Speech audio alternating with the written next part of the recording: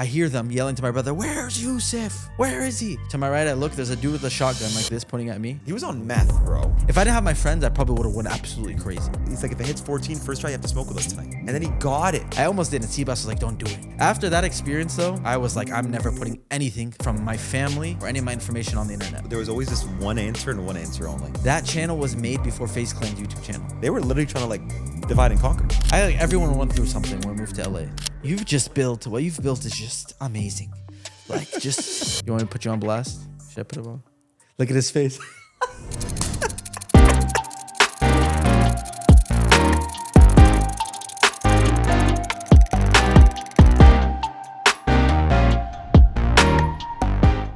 You're the host today, actually, so you should be. I am the host, but I'm just here to ask questions, brother. I want to find out more about you. You know more about me than I know about myself, probably. We could do a trivia at the end just to see, for sure.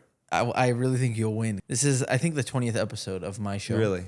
So the first episode was with you, of course. I was like, you know what? I'll be honest. Been struggling to get a guest here, and someone on my team had a great idea like a month or two ago to do my own episode. I was like, okay, FaZe Rain has to host it. So thank you for here we are. Thank you for coming. Of course, bro. Thank you for having me. Dude, I thought about it like 2 days ago when you asked me, like, brother, I've never interviewed a person in my life. It's not that serious. So it's gonna be, I'm sorry, but I've never interviewed a person. Not even that. It's not really an interview. We're just talking. It's just basically the reverse of our first episode. So it's so much easier to answer questions than ask questions. It is easier. But don't worry. You got like a doc to guide you. I do. I have material here. Let's go. We'll be good. And again, we've known each other now for 15 years almost. Since we were, yeah. Damn, we're old. Like saying like that. Like, no. I've known you for 15 years. Yeah, literally. We are pretty old. And as I told you, I don't think anyone else on earth that I know would know 90% of the stuff on the sheet. So I know it all. So go ahead. I know what the first question is, but I'll let you practice your interviewing. Okay, so we obviously know you grew up a very wealthy, rich kid, as it says here. But how was your family growing up? Like, did your family have money? It also is the crazy part. I'm asking you questions I know the answer to. I know. But I did it with you too. That's what's funny. That's part of it. How did you grow up? Like, did your family have money? Were you guys struggling? How did you make this whole YouTube stuff work growing up? Wait, just put your hand up real quick. Zoom in on the camera on his wrist. He's telling me crazy rich kid. He's got his Rolex. I'm a 55-year-old man. His Rolex is blinding me. So he's trolling about the rich kid. But yeah, I grew up in Orange County though, so it is a very nice area. Almost doxed the address. Very, very, very blessed. Very blessed to grow up in Orange County. It's a really, really nice area. It is nice. Isn't it like the safest area in Cali? Like probably. Irvine, Orange County area? Yeah. It's very, very safe. So nice area. My mom grew up here. Both my parents were born in Palestine. My mom grew up here, I actually don't know that. When did they move here? Like your mom and your dad? I think in the 80s. My parents, both born in Palestine. Same village in Palestine. Small village. Oh, really? Yes, very small village. Like when you say couple families, it sounds like it's like, but that's how it is over there. There's big families. When you say it's a family, there are a bunch of cousins and whatever. My parents are not cousins, but they're same village, okay? And my mom moved actually to Venezuela. I know that's very random, but actually a lot of Palestinians immigrated to Venezuela after, after the occupation began. My parents actually were there. My dad remembers when the occupation began in the 60s when he was a little kid. My mom moved to Venezuela, then they moved here to America, to California. Shout out to my grandpa. Allah yarhamu. He put on for the city? He passed away a few years ago, but yeah, he put on for the city. He brought the whole generation here. My guy was just grinding at the swap market. You know the swap meet? You know what that is? Like imagine like garage sale, but everyone outdoor has like tables set up and they're just selling things for cheap. Oh, so just like flea market? Yeah, like a flea market. Okay, cool. So my grandpa came and was just doing that. My mom was a beast, man. Like I was just telling you right now, you told me like whenever you have something difficult, your sister helps you with like legal stuff. Yeah. Like my mom is that for me. And yeah, she's very well spoken, organized, all that. Yeah, when she was 9 years old, first off, my grandma, she's still alive. She's literally illiterate. To this day, she can't read or write. My grandma is too. Yeah, she's almost 90. My grandpa's English. He knows how to read and write all that, but it's not that good. My mom was 9 years old and she was like filing tax returns for her parents and stuff like that. So she's always been at 9. Yeah. So my mom's a beast. So my mom grew up here. She went to high school here and all that. So that's why I'm a very quote unquote whitewashed Arab. Because my mom basically was like an American. I'm not necessarily maybe first when generation. You were younger, you got your get back. You're pretty Arabic now. I got re-Arabized. Like most people, they're like first generation. Their parents are. So my mom technically, I don't know if I count as a first generation. My dad came after he graduated college. So in his 20s, in the 80s, my mom went to go visit overseas. They got married. They came, and then my dad came here with $100 from Palestine. They got married at a pizza place. that my mom's uncle owned a pizza place. Okay. And he shut it down for their wedding. Obviously, he came with $100, and he made my dad pay to shut down the pizza place. So shout out that uncle. But they got married at a pizza parlor, and then my dad literally grinded. But your parents got married at a pizza parlor? Yeah. Oh, damn. Yeah. And then How to do it? They had to do it. My dad worked if I think about it, I know he worked as like a gas station, pumping gas at a gas station. He worked in like a sandwich shop, a pizza, like a bunch of different random small jobs. Yeah. Then he eventually became a salesman and like was like a car salesman, worked his way up the ladder a little bit. But yeah, he made pretty good money, but live in Orange County, it's very expensive. Obviously, Yeah, of course. Me and you were talking about rent recently. Right? Now that we're older, we understand. But now I look back, like I don't know how my parents were. I never felt it. I'm the youngest of 4 brothers. Also, for the background, like I have 3 older brothers. So my older brothers definitely felt a little more of the struggle. I never really felt it. Yeah, you're too young. Yeah, I mean we talked about it on your podcast too. But like I never felt it. This is 2008, the massive recession and all that, where everyone was trick-shotting. Yeah, I had no idea what was happening. I was on Halo 3. We're just like not even thinking about it. My dad asking him to buy me stuff, and like I had no idea. So I was pretty lucky. Like I never felt, but my family definitely was not like well off by any means. My dad was making. What are you making faces about? Yeah. My dad was like, he was making that literally all the money would go into the expenses. So it was basically break even. So we lived in a very nice area, but we never had the extracurricular money. Yeah. So me too. Like with sports like that. Like yeah, I remember I was in baseball and I was like, what? All my friends are, especially when you live in an area like that, they're all rich. Everyone in that area was like, yeah, and they're all doing like travel. You felt left out when you were a kid because of that? No, but I didn't realize. But they're all doing travel baseball, and they have like coaches that come to their house and teach them. And I was like, I was like, what? Can I get a coach? And like, no, we can't be. We can't afford $100 a month. Yeah, there's no way they're gonna prioritize that over like bills that they need to pay for. Yeah, but at the end of the day, I'm very very lucky. Like my family we did fine. My dad did a great job. I think about the village. I went to the village that he grew up in. Speaking of the village, I had a question. I was trying to raise my hand. I don't want to forget it, but I still remember. Okay, they grew up in the same village. How did they both meet here? No. So like they didn't come here together. No, from the village. No. So what are the odds of that? My mom didn't really grow up there, but my mom would visit in the summers. Okay. But like she went one summer, and then she like kind of knew she was gonna get married. Basically, was it an arranged marriage? I don't know if arranged is the right word, but maybe like that's how it kind of is too. Especially back then, it's like you kind of link like the parents, their dads knew each other. Yeah, so exactly. It's like. It was kind of like that. Obviously, think about it. If you're American, you grew up here, basically. Like, my mom literally grew up here. She's like, the hell no, I'm not going to go back home. Your mom has no accent. Like, my mom's accent versus your mom's has... Yeah, no, my mom doesn't have an accent. Her Arabic actually is like, it's the opposite. Like, her Arabic isn't 100. Now it's like, it's better, but like, she didn't even know how to speak it originally. My dad like literally taught her. Yeah, like, so she was like, there's no way I'm getting married. When she went back home, she makes a joke, complete joke. My family does not, because we believe in magic and stuff, and we stay away from that stuff. She makes a joke though that my dad did some magic to her because she's like, he asked me to marry him, and I said yeah. She's like, I don't know why the hell I said yeah. To this day, they're always bickering. You know them both. Yeah. They've been married for like 40 years almost, and they're always bickering. Like. Every time there's a birthday party, for example, I'm just yapping now, but to this day, every time there's a birthday party, my dad sings this whole song. And then at the end, he says, and a big fat lady on channel 80. And he always points at my mom for big fat lady. My mom was like so skinny.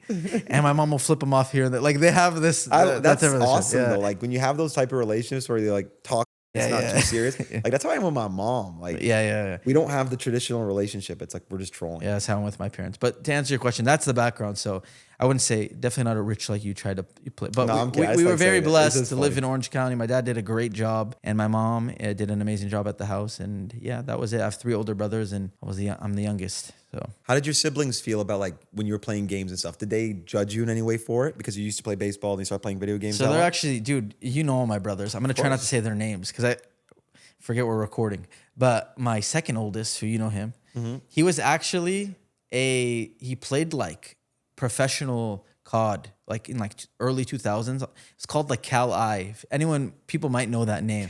There was like these. That's the game. No, it was like game battles. Imagine like game battles. Oh, wait, how do I know that? So like the first Call of Duty he played, there was another game called Medal of Honor Allied Assault. Heard of that, yeah. Me and my brothers used to play that. So two of my brothers were like gamer kids. Okay. But all of us used to play like Mario Party on Nintendo 64, GameCube. We used to play because there's 4 of us, so every console was perfect. So they understood it then. Oh yeah. My sister thought I was such a nerd for Yeah. like playing video games and doing that? No, we understood. We were all nerdy together playing. Yeah. Okay, that's good. Mario That's good. Party. And So they supported it. Like they supported it when you started trying to pursue Yeah, YouTube. no, for sure. For That's sure. good. I mean, I actually remember one of my brothers posting like one of my easy cap montages on his YouTube. On his Facebook. Oh, okay. He's like, go like it. And I was so embarrassed. It was actually like, they would always tell people at like our mosque about it. And I would be like, shut up. I know. I hated when they talked about it. It's a different world. Yeah, Back then, it was like a secret. It was like embarrassing for like the first. No matter 8 how years. much money you're making in high school, it was like a secret. Like, you're not telling nobody, bro. No, but yeah, they were actually like they taught me. Dude, one of my brothers used to like aimbot on Medal of Honor and like Little cheater guy. little hacker, and you know. So that's why I started faking your trick shots because of that. He puts you on. Exactly. I learned from my brother. But so they were supportive, and I know your dad was because I know the story already. You don't have to tell it unless you want to tell it again. Yeah, where he took out most of his money to buy you a PVR. Yeah, which is still crazy on his end. Yeah, I guess. Like, what a gamble. This was 2010, so it's right after a couple of years after the huge crash in 2008. Like I said, paycheck to paycheck. But yeah, you know, I told the story on the podcast with you. But my dad, I randomly went to him as like, hey, I want a HD TV because I bought a Easy Cap, but the quality was so bad and it was like 4:3. Yeah, it's 480p. But if you had a HD TV though, it'd be a little better. So I had like maybe like 100 subscribers. It's not even probably. Like I didn't have a YouTube career. I wonder what possessed him to like be like, yeah, I'll get you one. I know. I have no idea, but to this day I don't understand the logic, especially like being older and having bills and being stressed. I'm like, so he had like, I don't remember the numbers. He said it on the podcast with you. We called him. But I think it cost like 250, 300. He had like 500. 400. Yeah. So it was like $400. Essentially most of it's like 75% of the bank. Yeah. He spent it. I mean, obviously he's knowing that he's gonna get a paycheck at the end of the month, but to show there's no buy savings. Your kid something just to record his game, like use a camera. Like that's probably how he would have thought. Like, what do you need that for? And, I mean, my dad just he was always very like, got us, you know, at least I'll say me. Because my oldest brother, they didn't get that treatment. Nah, I mean, that's the thing. My brothers will always be like, you always give him. Oh, he's so spoiled. And my dad defends me low key. He's like, what? He's like, he never got anything from me other than this TV. What are you looking at? I didn't know what that was. He's like, he never got anything. I bought you a car. I bought you 3 cars. I bought him a car. He never asked me because we started making money when we were 14. Yeah. So like I never really needed anything from my parents. Yeah, growing up. Other than the first initial HD I got the TV. I got very investment. lucky. Yeah. So he bought me that TV, and then you know within like 6 months I joined FaZe. 6 months after the PVR? Dude, very quick. Yeah, very crazy. Wow. My whole I didn't even care about Xbox. Like my cousin brought MW2 to my house like maybe a year before I got into FaZe. And I had no interest in playing it. At that time, I was obsessed with baseball. Thought I was gonna be in the major leagues. So how'd you get into Call of Duty then? Like, what made you start trick shotting? I was even gonna ask Rug that question because I'm curious. Like, how did we all meet up in that? Literally, I'm telling you, I have no idea. You don't remember the first video you watched that made you like want to start trick shotting? Months before, I literally was pissed that my cousin brought Modern Warfare 2. I'm like, I'm not interested in this. I only played baseball video games. I only watched baseball. Like the show? Yeah, no, back then like NCAA. Yeah. Before the show, even I used to play baseball games on the original Xbox. I used to go to the sports park and play wiffle ball and baseball. I would watch baseball all day. I was obsessed with baseball. You know Ty's iPhone Help? Banana Phone 34. Ty's iPhone Help was like one of the most. He's one of the OG YouTubers. I only know him from you. Oh, you know him? Never, from you, because that's where you got your name from, right? No, that's not where I got my. Hey, Banana Phone and something like that. You're thinking of Ring Ring Banana Phone. Yeah, that was like a viral song. Oh, okay. My brother would sing it, and I think I just stole it from him. Okay. That's an original viral YouTube video. Ty's iPhone Help used to make like app reviews. Yeah. You know the people used to have, they'd hold the phone and just record it? Yeah, of course. I don't know why, but I would watch those videos, and I'd go in my mom's room and I built out I cut into like some cardboard box and try to make a stand for my phone. And I think I would just literally pretend I'm recording videos. That was like my first interest in videos. What are you giggling about? All right. We've heard about your past, Alvin and the Chipmunks and yeah. WWE intros, Alvin and the Chipmunks. But I don't know what happened from there to me getting into Call of Duty. I don't know who I watched. I remember watching MW2 videos. For sure, that was my first. So you don't remember like Fade? Like for me, it was this dude Blackouts. Dan. COD 4 montages. I don't remember the first thing, no. Really? I was very into noob tubing. I used to have noob tubes, nukes in my bio. I would count nukes in my bio.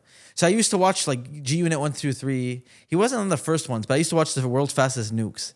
When I started watching Call of Duty, that was what I would watch. So wasn't it like White Boy 7th Street, G Unit? Just nobody specific, just anybody who would get nukes. Okay.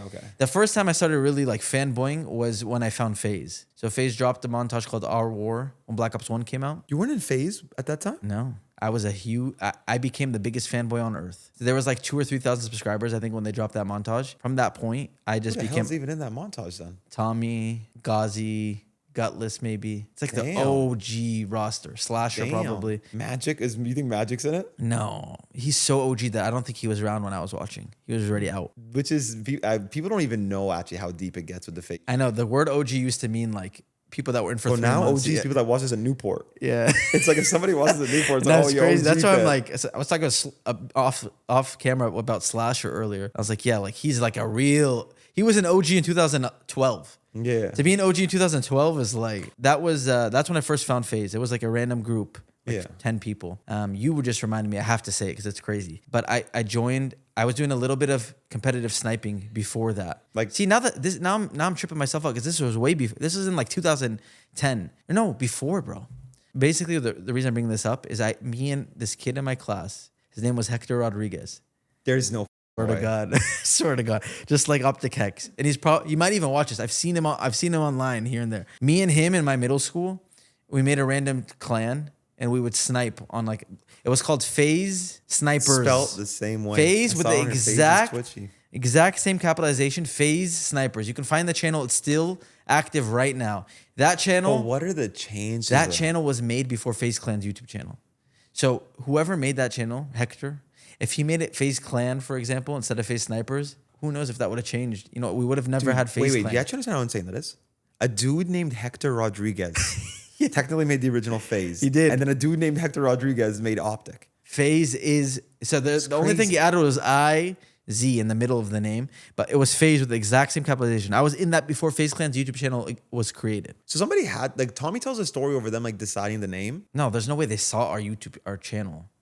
Dude, odds, this fly. I know, and he's being weird. He's doing that little hand thing right there. I don't like it. He's doing this thing. He's doing the rice gun right now. Try to slam it. I'm not touching that.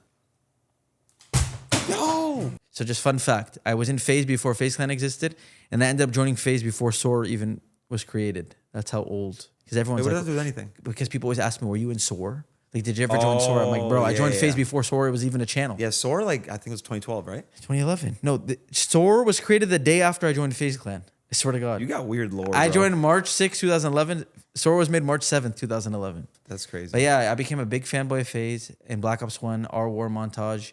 You know Rise? Remember Rise at the time? Of course, Rise True. Yeah, so Rise. I joined Rise. Really? Of course, I was in everything. Before I was in FaZe, I was literally in everything. Rise and FaZe were like sister teams at the time, early on. See, I don't even remember that. Like Timid left FaZe and joined Rise. So that's before Dare even existed. Then. Yeah. Before all that. So I was just like, I wanted to join Rise just to get close to FaZe because I just fell in love with FaZe. I joined like an editing competition, trying to make it. I was waiting anxiously for the results. They never came. I never made it. I remember when FaZe Temper hacked the channel from FaZe J Cakes. For good. One time I opened YouTube and I just Resistance, right? No. J Cakes. Oh. J Cakes uploaded a video saying FaZe Temper went crazy. He hacked the channel. I was in it. I was like, my world was shattering in front of me. Like, because I was like, no, I thought I was going to join. It was because they didn't like care. Because, he didn't care. Tommy was like, so Tommy. Anyways, I was very early. I was fanboy. I was all the end of 2010. Then I ended up joining FaZe off of, I made the top 5 trick shots. If there's ever any time I'm going to tell the full story, it's going to be this. So in 2010, before FaZe was FaZe, like 10,000 subscribers, I would message the YouTube inbox all the time. And they replied. They would reply. So Tommy would reply on the YouTube inbox. I hit the temper shot when it came out and I posted it. And I remember I was going to school, it was like 7 a.m. and Tommy commented on the FaZe channel. And I was like so excited. And so I started messaging him, hey, here's my montage. I want to join FaZe. Here's my montage. Tommy actually replied and he was like, that's a sick montage. Can you make another one on like COD 4 or something like that? So I did. In the meantime, he literally added me on Xbox. Like I remember playing Countdown on COD 4 and it popped up, FaZe Temper wants to be your friend. And I was like... But that was such a big deal when we were kids. Like I don't know if there's an equivalent to that. It probably just follows now. Like people on like follows on Twitter and stuff like that. Yeah, but even that, like, imagine though, it don't hit the same. There's only 100 though. I was about to say because you're in a select spot. Yeah, like Twitter, you follow as many people as you want, but like the friends list was just different. The friends and the way list people have like trophy friends and they just like flex the friends list. Bro, people do that to this day, by the way. Bro, when I go on Xbox 360, I look at my friends list. I'm like, oh, so you're one of them. Oh yeah, I look at it with a lot of pride. I look at that friends list. So he added me, and I was a big fanboy. This is just because I was that early, bro. I was just so early that he didn't get overwhelmed with the amount of messages. You know what I mean? Yeah. So he added me, and then Optic Jambi, who was on PS3. He was like the most famous trick shotter Honestly, on PS3. so iconic back then. Right? Him and Tommy became friends. You remember they did a vlog together? They made a like, whole vlog series. I remember so all that. when Jambi decided to move to Xbox 360, the lore is going deep, but like it's sick. When he moved to Xbox 360 from PS3, Tommy invited me to the lobby randomly because he was just trying to fill a sixth. This is me. My name was Atrocity HD at the time. I was like nobody. Oh yeah, I remember Yeah, that. I had no, like there was no reason for him to invite me. I think I was just online, so he invited me. So I joined, no mic in. Screaming and I was nervous, sweating, like, oh my God. Tommy messaged me because, Tommy's just so nice. yeah. And he messaged me and he's like, hey, we're on Skype because Jambi doesn't have a mic. I joined the Skype call. I muted it because they're all cussing and stuff. And I was nervous that my mom would hear. And then I played with them. A couple of months later, I sent him my follow-up montage. He never replied. Then I got the delete stain right after. He removed me off of his friends list. Yeah. Unfortunately. It was that bad. I guess so. It must have been that bad. I remember, I looked, how when you have something like that, you low-key check it. Like every day you kind of look. Brother. Yeah. Trust me, I know. Like it was like a daily thing. You wake up, you almost like don't believe that it's there. Yeah. Or you wake up and it says 1 out of 99. So someone deleted you on your And friends you're checking list. the important ones first. And I went and Tommy was gone. So I actually That's what FaZe Trick did to me and I cried. I didn't cry, but I wanted to. I probably Broke my heart. almost cried too. He deleted me. You did the same thing So I to thought- me. And then bullied me and then made every FaZe member hate me. But anyways, go on. So anyways, I thought that was the end of my, I thought it was over. Every day someone would get recruited to FaZe, I'd be like, that was my spot. I had no reason that I would have joined. Fast forward to March 2011. This is only like 6 months since this is literally 9 months after I started. It feels like 6 years, but it was 9 months. I entered the top 5 plays. I threw in my throwing knife. Of course. Iconic. TSU Apex. TSU Apex.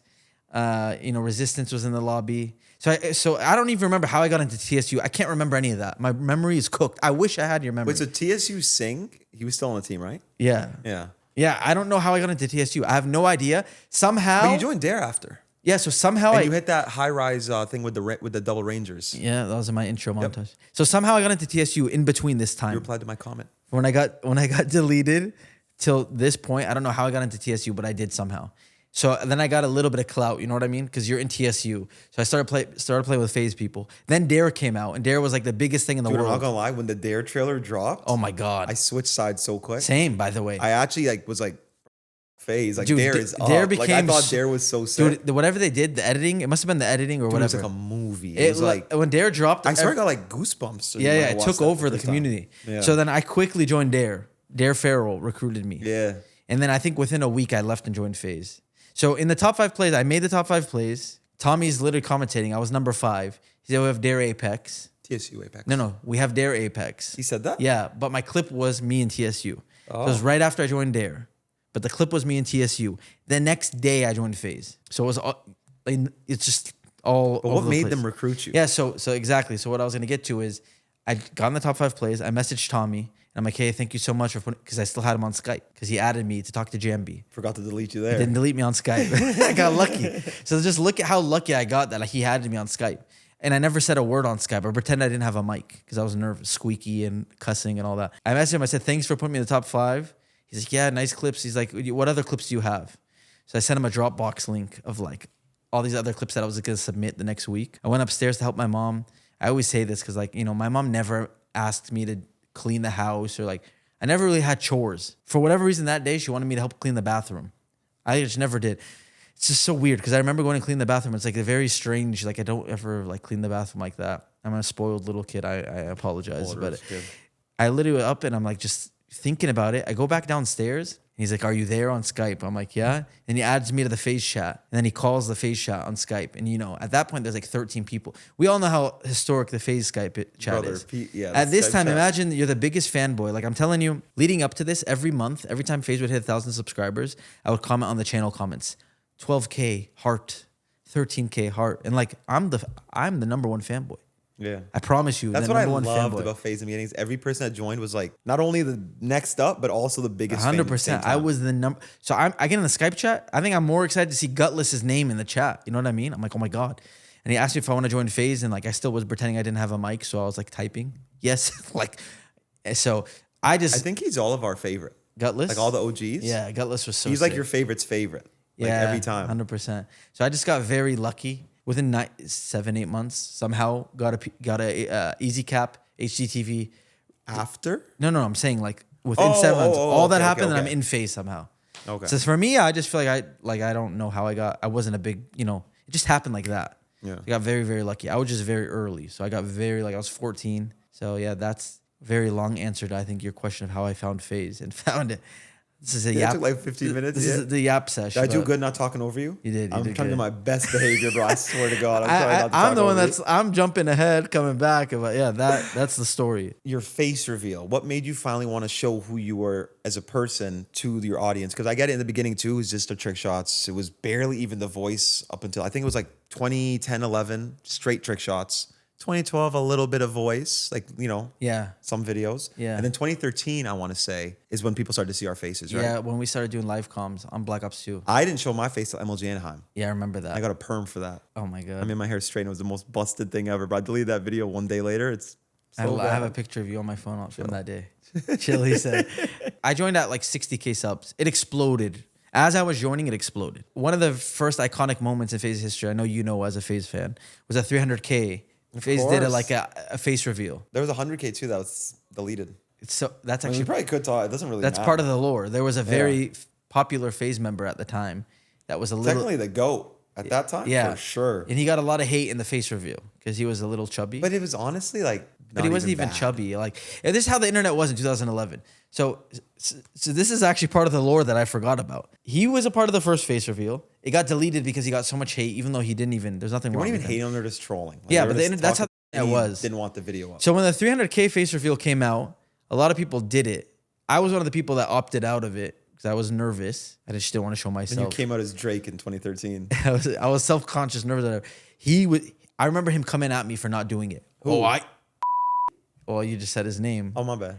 I mean, It was obvious. I know. I'm just gonna blur it just because. But the guy we're talking about, because I have nothing against him, but he's part of the lore. He's part of the history. He came at me hard, like, oh, you don't have to do a face reveal. I have to do it and get all the hate and whatever. Because he got a lot of hate. Keep in mind, this same guy is one of the reasons I didn't want to do the face reveal because when I first joined FaZe, he was the GOAT of FaZe. I've told the story too. And he asked me what my name was, and I said Yusuf. This is before I was very secretive about my name. Yeah. This is why I was. Told him my name, and he started laughing, him and his friend.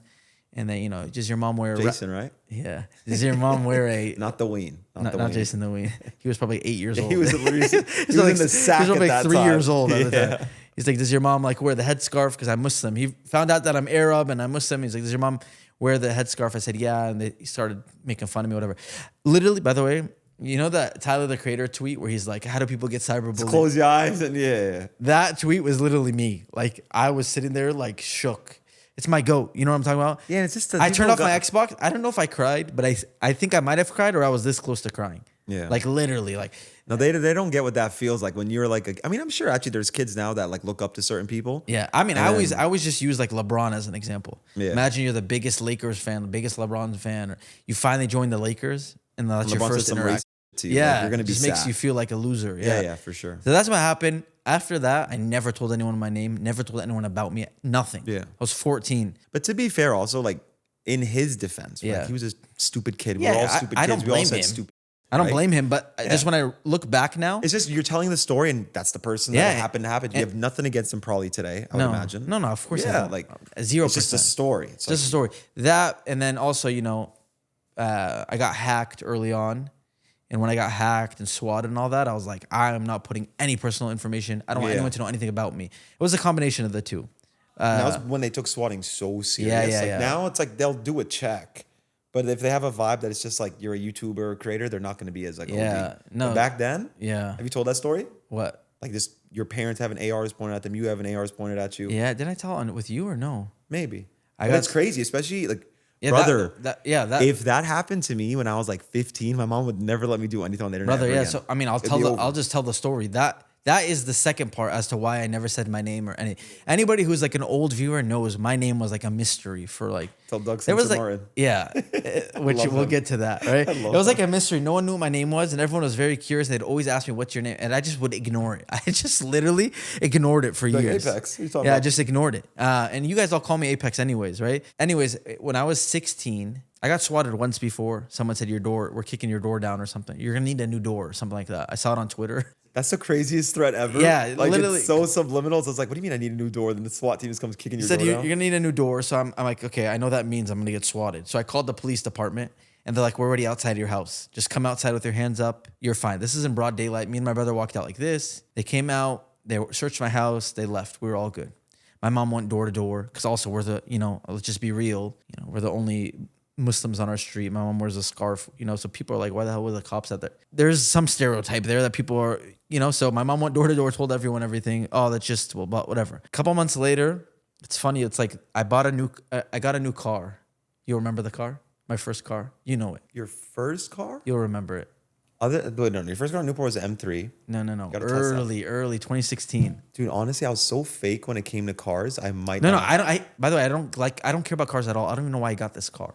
But when you're 6, literally never cared about cars in my life. Holy shit, I'll fail the trivia. What is the car It's that you an had? American car. Starts with a C. Camaro. You had a Camaro. Oh my I know God. he'll remember. I'm telling you, he'll remember everything about me. Oh my God, your did have a memory is Camaro. insane. So I got a Camaro when I was 16. It's not like it was expensive. I didn't buy it. I leased it. I leased a Camaro. I thought that was a supercar back then. I didn't know about cars. No, same. I just thought it looked cool, I guess, and I just got. Anyways, I got it. So I come home one day. That day I got it. First day I got it. My brother and his wife at the time. I think they were living with us, my family, and FaZe Baby. FaZe Baby was 6, 7, 8 months old max. They're all at our house. My brother and his wife have their friends over. They all have kids. They're all sitting at the house. Everyone's chilling. And then, I'm sure in different cultures it's the same. But in the Arab culture, the Arab culture, it's like when you're leaving someone's house, all right, guys, let's go. Everyone gets up. They walk to the front door. Then they start yapping for another hour before you leave, right? It always happens. Like it takes an hour to leave. So everyone got up. Everyone's at the door. Everyone's talking there. Side note, later we found out my mom was upstairs. We heard a helicopter for like an hour, literally. Like, and everyone was like, "Why is there did you guys hear the helicopter?" Like randomly, an hour before this, in our conversation, that would randomly pop in. Does anybody hear the helicopter? My parents' room has a view of like the main street down, and they saw a bunch of cop cars. Right, so this was like we found this out later. Everyone started connecting the dots. So when they're finally about to leave, my brother's like, "Go upstairs, get your keys. I want to drive your car." Right, like I want to try it. So I run upstairs and get my keys. Well, literally as he's opening the door for everyone to leave. Like 15 people leaving my house. They were all there when you got swatted? Everybody, kids and whatever. I come downstairs and I just see my brother like this. And I just see flashing lights coming through the door. Like all I see is the front door and him walking out like this. I'm like, oh God, like here we go. Like I know I'm getting swatted. And I just hear, rah, rah, just screaming, whatever. So my brother goes outside and then I come out and I'm like, all right, here we go. Like I know they're looking for me. And they're like, I hear them yelling to my brother, where's Yusuf?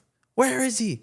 Like literally as if I'm like the number one most wanted man in America. What did they tell them? I'll tell you right now. You had a bomb. You're holding people hostage. Yeah, they told them. Yeah, it's the basic They told them I had my dad hostage every time in the basement with an AK and a C4 on my chest. There you go. By the way, California doesn't have basements because there's earthquakes here. Yeah, some people do. My boy has one. So hold on. Keep in mind, by the way, I'm forgetting. Remember I told you I got swatted the first time? Yeah. First time I got swatted, I pressed I filed a police report. It does nothing. When I filed that police report, there was a police officer that came to my house to take some information. 2 times he came to my house. A third time, I was with my mom out getting food and we ran into the guy, talking to him. His name was Maldonado. I remember his name. We're talking to him. We've seen him all around. Okay, keep this in mind. This guy 3 times. He knew very well that it was a prank call. We got swatted. Okay, so this all happened. Where's Yusuf? I'm going outside. It's the same guy, whatever his name is? Brother, Yusuf? hold on. Okay. I'm going outside. I have my hands up. Are you Yusuf? I say yes. They're turn around. So I walk out my parents' house. To my right, I look. There's a dude with a shotgun like this pointing at me right by our garage. I'm like, okay, nice. And I keep walking. And then there's a helicopter above with like this part. I don't know if my brain just adding it for drama, but I'm pretty sure there was a spotlight from the helicopter. And I look in front of me and they're telling me turn around, walk backwards. I get down on my knees like this, cross my legs behind my back, all that stuff. And the guy comes to handcuff me and he's screaming at me. He said, if you move, you'll be shot, basically. I get up, I look, there's like 5, 6, 7 cop cars lined up down the street. There's people with rifles behind each car. Just to show you the overreact. Like growing up in a nice area, probably nothing bad ever happens. So when there's something like this, they send the entire damn... The whole army. You know what I'm saying? Orange County doesn't have... They think I'm like I said, like a number one terrorist in America. So these guys are all pointing ARs at me. The guy has the shotgun pointed at me. I'm handcuffed. I walk. My dad's sitting on the curb cussing them out. He's handcuffed. And you know how Arab dads are. He's like, they're just jealous. He's never going to stop. He's not going to stop YouTube. He's going to keep going, whatever. He's yelling at the cop. I'm sitting there handcuffed like this. Some moron from up the street walks down, decides to walk into the commotion. They handcuff him too, and they put him down. Random guy? Yeah. And he just gets handcuffed. And I just see all my brother's friends and their wives and their kids all sitting on the curb. And I'm like, this is nuts.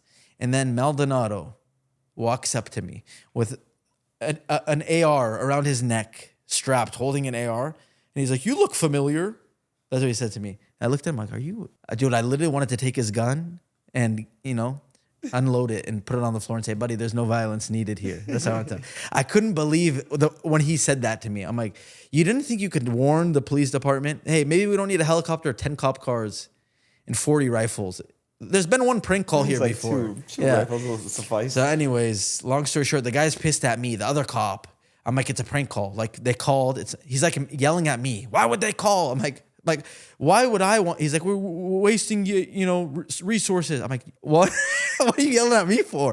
You're the one that handcuffed me. Like, anyway, mad at you that they wasted resources. Yeah, too. And I was like, whatever. Yeah. That was early swatting days. Though. That was early swatting story. That around that time, like what led to that swatting is someone hacked. I had one Yahoo email. This is how I could have hacked your Yahoo had to email. Learn. We had to learn, right? Yahoo was the easiest thing to hack. I had one Yahoo email that had everything. Anyone that is in school, I know you were high school dropout. Yes, sir, proudly. I'm a community college dropout, so I'm very high class. But you skipped high school to get the community college. I graduated early, so I did 2 years of high school then community college.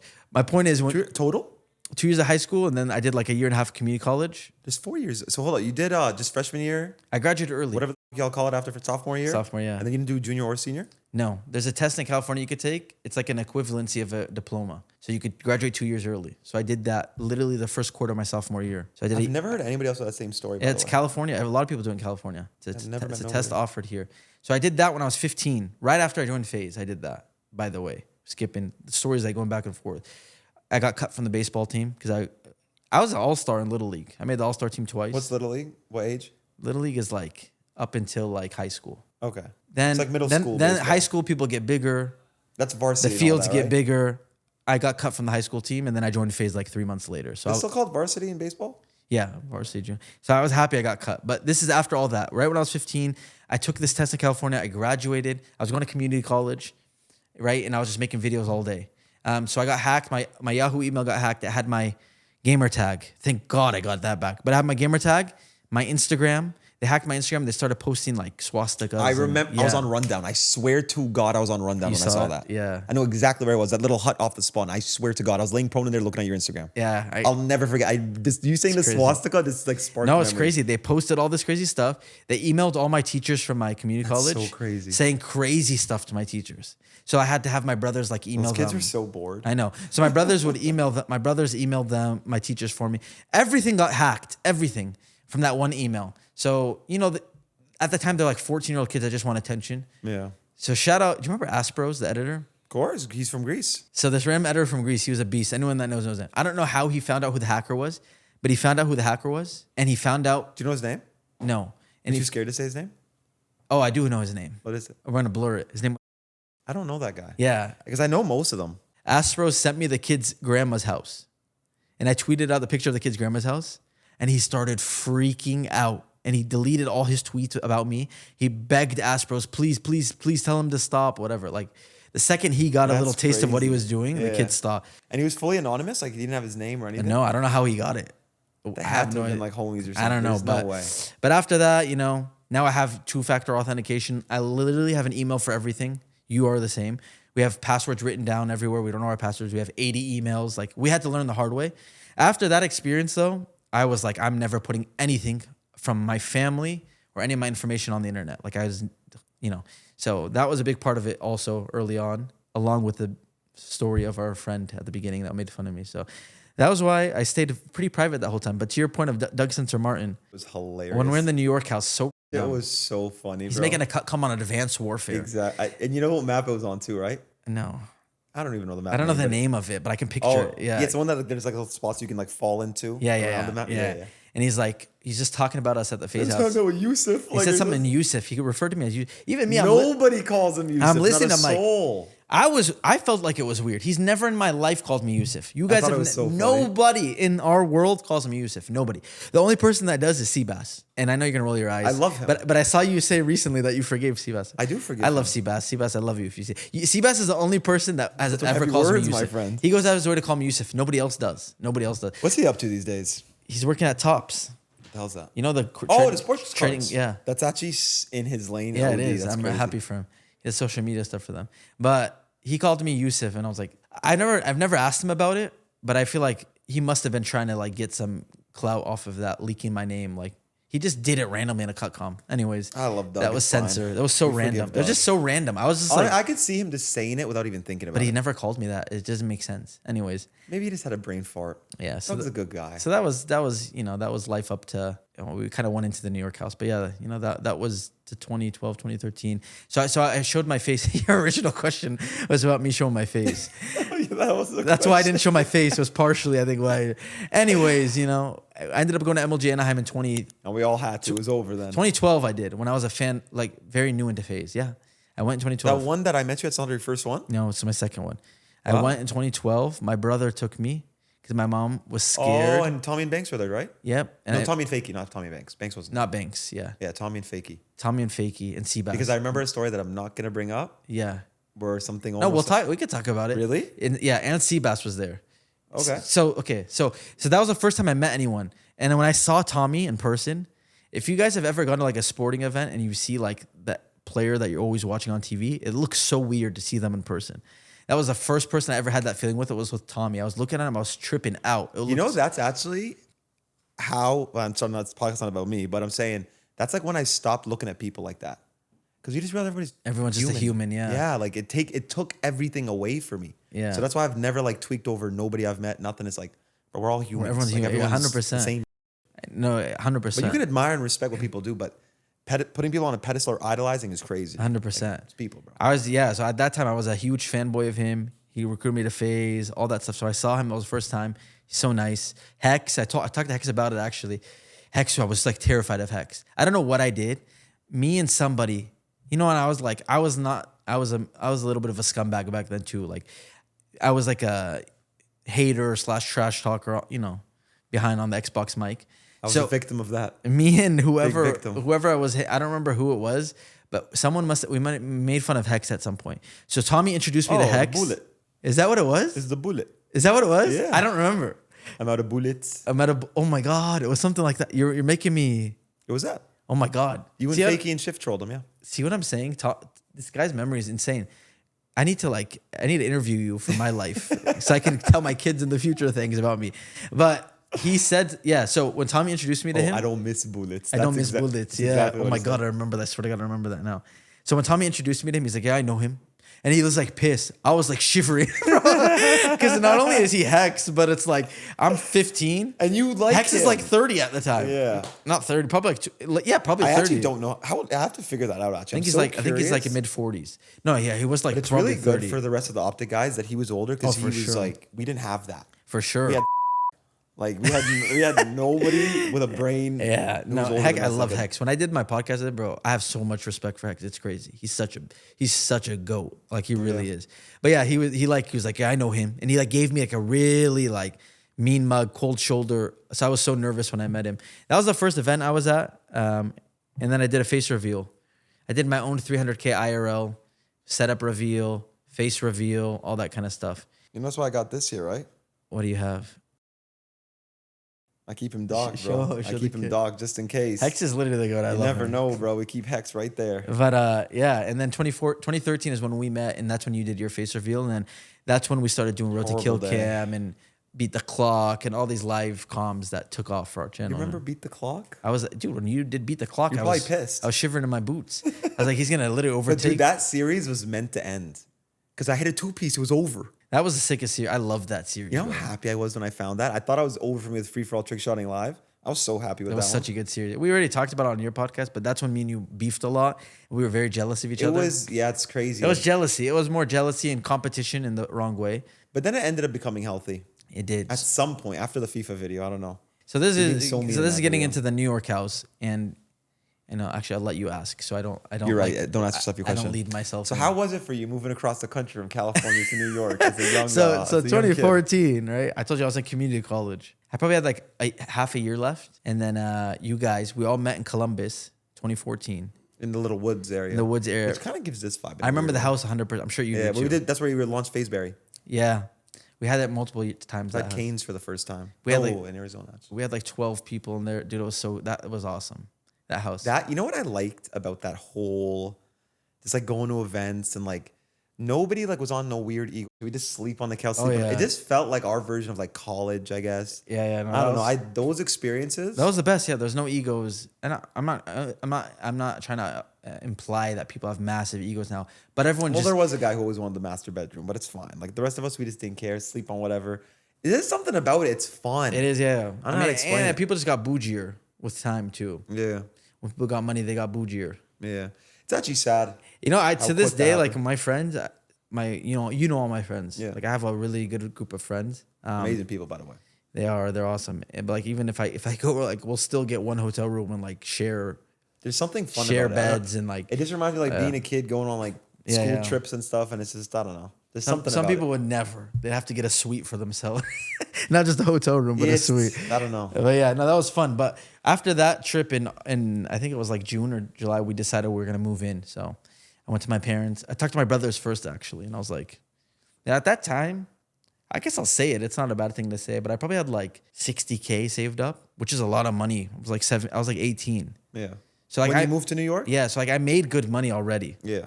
For a lot of people, they want to quit school, and a lot of people try to quit school, drop out of everything, like without any, I will do Yeah, it. people even tell me, bro, it's so crazy. I looked at Jason's logs on my Twitch, and he asked me last year in my chat, Rain, do I drop out of school?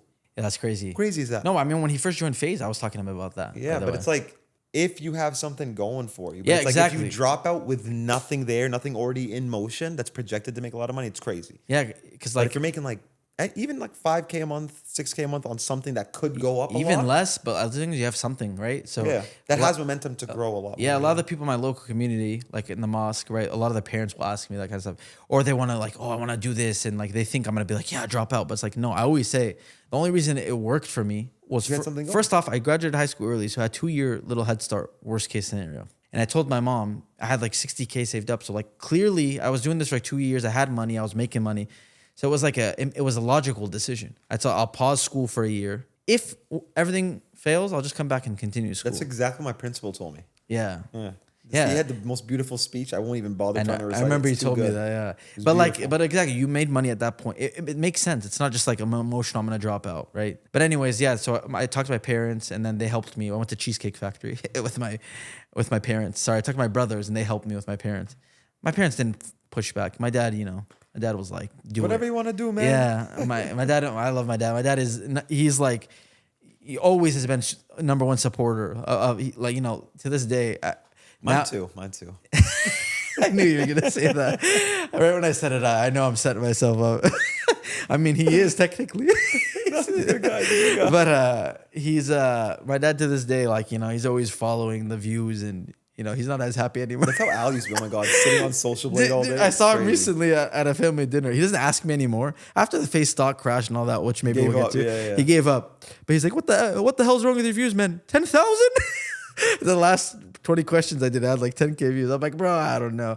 But he still cares. Crazy. Like it's one thing when you hear from a random kid in the comments, but hearing from your dad when you hear from your wild. dad's crazy. So my dad is always supportive. My mom was too, but she was just like, she's a mom, So I remember when I moved, I remember them being pretty emotional. Like my dad took me to the airport. I don't know. Like I was the first one to move out. I'm the youngest. Which is crazy, right? I was 18. What was the age gap? My oldest brother is 9 years older than me. And you were 18 when you moved out? Yeah. 27. Yeah, in our culture, you don't move out till you get married. Usually, yeah. Like nobody moves out until they get married, right? My dad literally, why the hell would you go pay rent? Just live here. Like that's how our. And he's culture. actually right. By no, the way. he is. That's I the right way to move. And by the way, after moving out, I'm sure you felt the same in some way. Like when we moved to New York, moving across the country, you moved to a different country. I started getting homesick very quickly, and like we all hated New York. And now looking back, I'm like, dude, I missed living with my parents, like my family. Like that's a special time. You always want to move out. It's how I It's feel how like that's life what's is. kept Rug grounded, for example. He's just always close to his family, Yeah, and his 100%. cousins and everything. It's very good like support system. For It him is, too. man. It's just life. You're always looking at like the next, Yeah. what else you don't have, and then like you don't realize until. I know it's so corny, but it's true. You don't realize until it's too late. So like for me, like after I moved out, dude, I really was like at 18. I just look at like a couple years later, even being in the Newport house, I was like, dude, I miss living at my parents' house. Like it's so a lot of people are so quick to want to move out. I know everyone's lives are different. It's Circumstances just one of are things, different. bro. It's like when you're growing up and you feel like you can't do what you want to. Like a lot of kids Yeah, go yeah, through that. no, They have like this 100%. beef with their parents, but then they move out and their relationship dramatically increases. You know, It gets 100%. better. Exactly. So that happened with me. You probably loved your parents way more when you moved out. 100%. I just Yeah, same. appreciated them way more. Appreciated my mom way more. I remember, I mean, I don't usually talk, it's not that crazy, but I remember being there. Pamaj uploaded a video. Yeah, he got mad at me because he thought I made Letter from My Mom. and Letter he from thought My Mom. I Oh, made a meme and video then he about made that. a My meme mom about trolling. He it. thought I was Oh, clowning him, but I yeah. wasn't clowning him. I was literally just Dude, because I was I just you know how forgot you about said that. like, oh, my dad supports him. Like, yeah, me too. That's like my Yeah. mentality. I'm just. No, so Pamaj made a video. It was Letter a from- sweet video. It was a wholesome, nice He made video. yeah, it was a wholesome video about his mom. I got super emotional when I watched it. And then I made a. Like I just, cause I said, like it made me like that. Like I realized at that moment, like, oh my God, like I never like, I always took you take your mom for granted for sure until you get older and you realize, right? That's why when I see younger kids like disrespecting their parents, again, I know everyone's different. Anyways, I remember his video made me super emotional, and I literally bought my parents like they've never traveled. Like I just told you, my dad was working 6 days a week, 12 hours a day. So like, although he was able to put us in this house, like we didn't see him. He literally was working, like 1 day off a week maybe, and he's working till midnight every day. Like literally, the hours So are. you're probably sleeping before you even saw him. Yeah, I mean, but me, I had the night owl, thing. So I would see him, and then he's also waking up very early in the morning to like trade in the stock market, which is like a little precursor to us going public, which I'll get to later, right? But so when I would be going to sleep after editing videos all night, he'd be waking up. So I would see him, like I would see him, like. But they would never travel. Like we never traveled because with 6 people. Do you know how expensive it would be to fly with 6 people? Yeah. So we just never really traveled. So that was the first time they traveled. Like I bought them a ticket to go to like Italy or something. So random. I don't even. That's where I want my parents to live. Italy. Yeah, that's it. I feel like they're gonna live longer because they don't really do. In Yeah, Canada. they gotta get out and. I don't know what it is, but something about living somewhere where I don't know, the food's cleaner, the lifestyle's just more active. They're just like getting up, being in the sun. I don't know. It's like they're not really doing that in Canada. Especially with the weather there. Because right now their goal, they don't do anything in life. So it's like one bad. goal, live longer. That's what happened with my dad. Like when he retired, like his life went on a downhill trajectory. No, it's because what are you gonna do? Yeah. Like it almost keeps them alive. Yeah, they have. So he's like finding a balance now. He walks like. Anyways, we're jumping way ahead. But yeah, I remember that video made me emotional, and they went to Italy, and I remember it was like that was my way of feeling better. Yeah. And then after that we moved back. I would visit here and there, but they were pretty supportive of it. I was very happy to move back to LA. You've never had a negative relationship with them though, right? No. Because a lot of kids do. Like I definitely hated my mom at one point. No, Like, thank but God. only because she was so protective, and when you're a kid, you're stupid. You don't realize. No, why. honestly, like I never caused issues. I was never like a troublemaker kid either. Your brothers probably though, right? One of my brothers was like he was really bad with my mom. Yeah. Like we to this day, like obviously he regrets it, but like he was it's like better now, I would crazy. imagine? Yeah. But like I never had a bad relationship. I always listened. Like I never had problems with my parents. Like I always did what they wanted. They always listened. Even my mom, like she just trusted me. Even when I was like 14. So like when I'd go out with my friends, she never gave me a curfew or anything like that. I never like crossed You were a any good kid. lines. Like, you actually there just was abided by one your thing parents. that happened. Like you always try to say I smoke cigarettes in the New York house, right?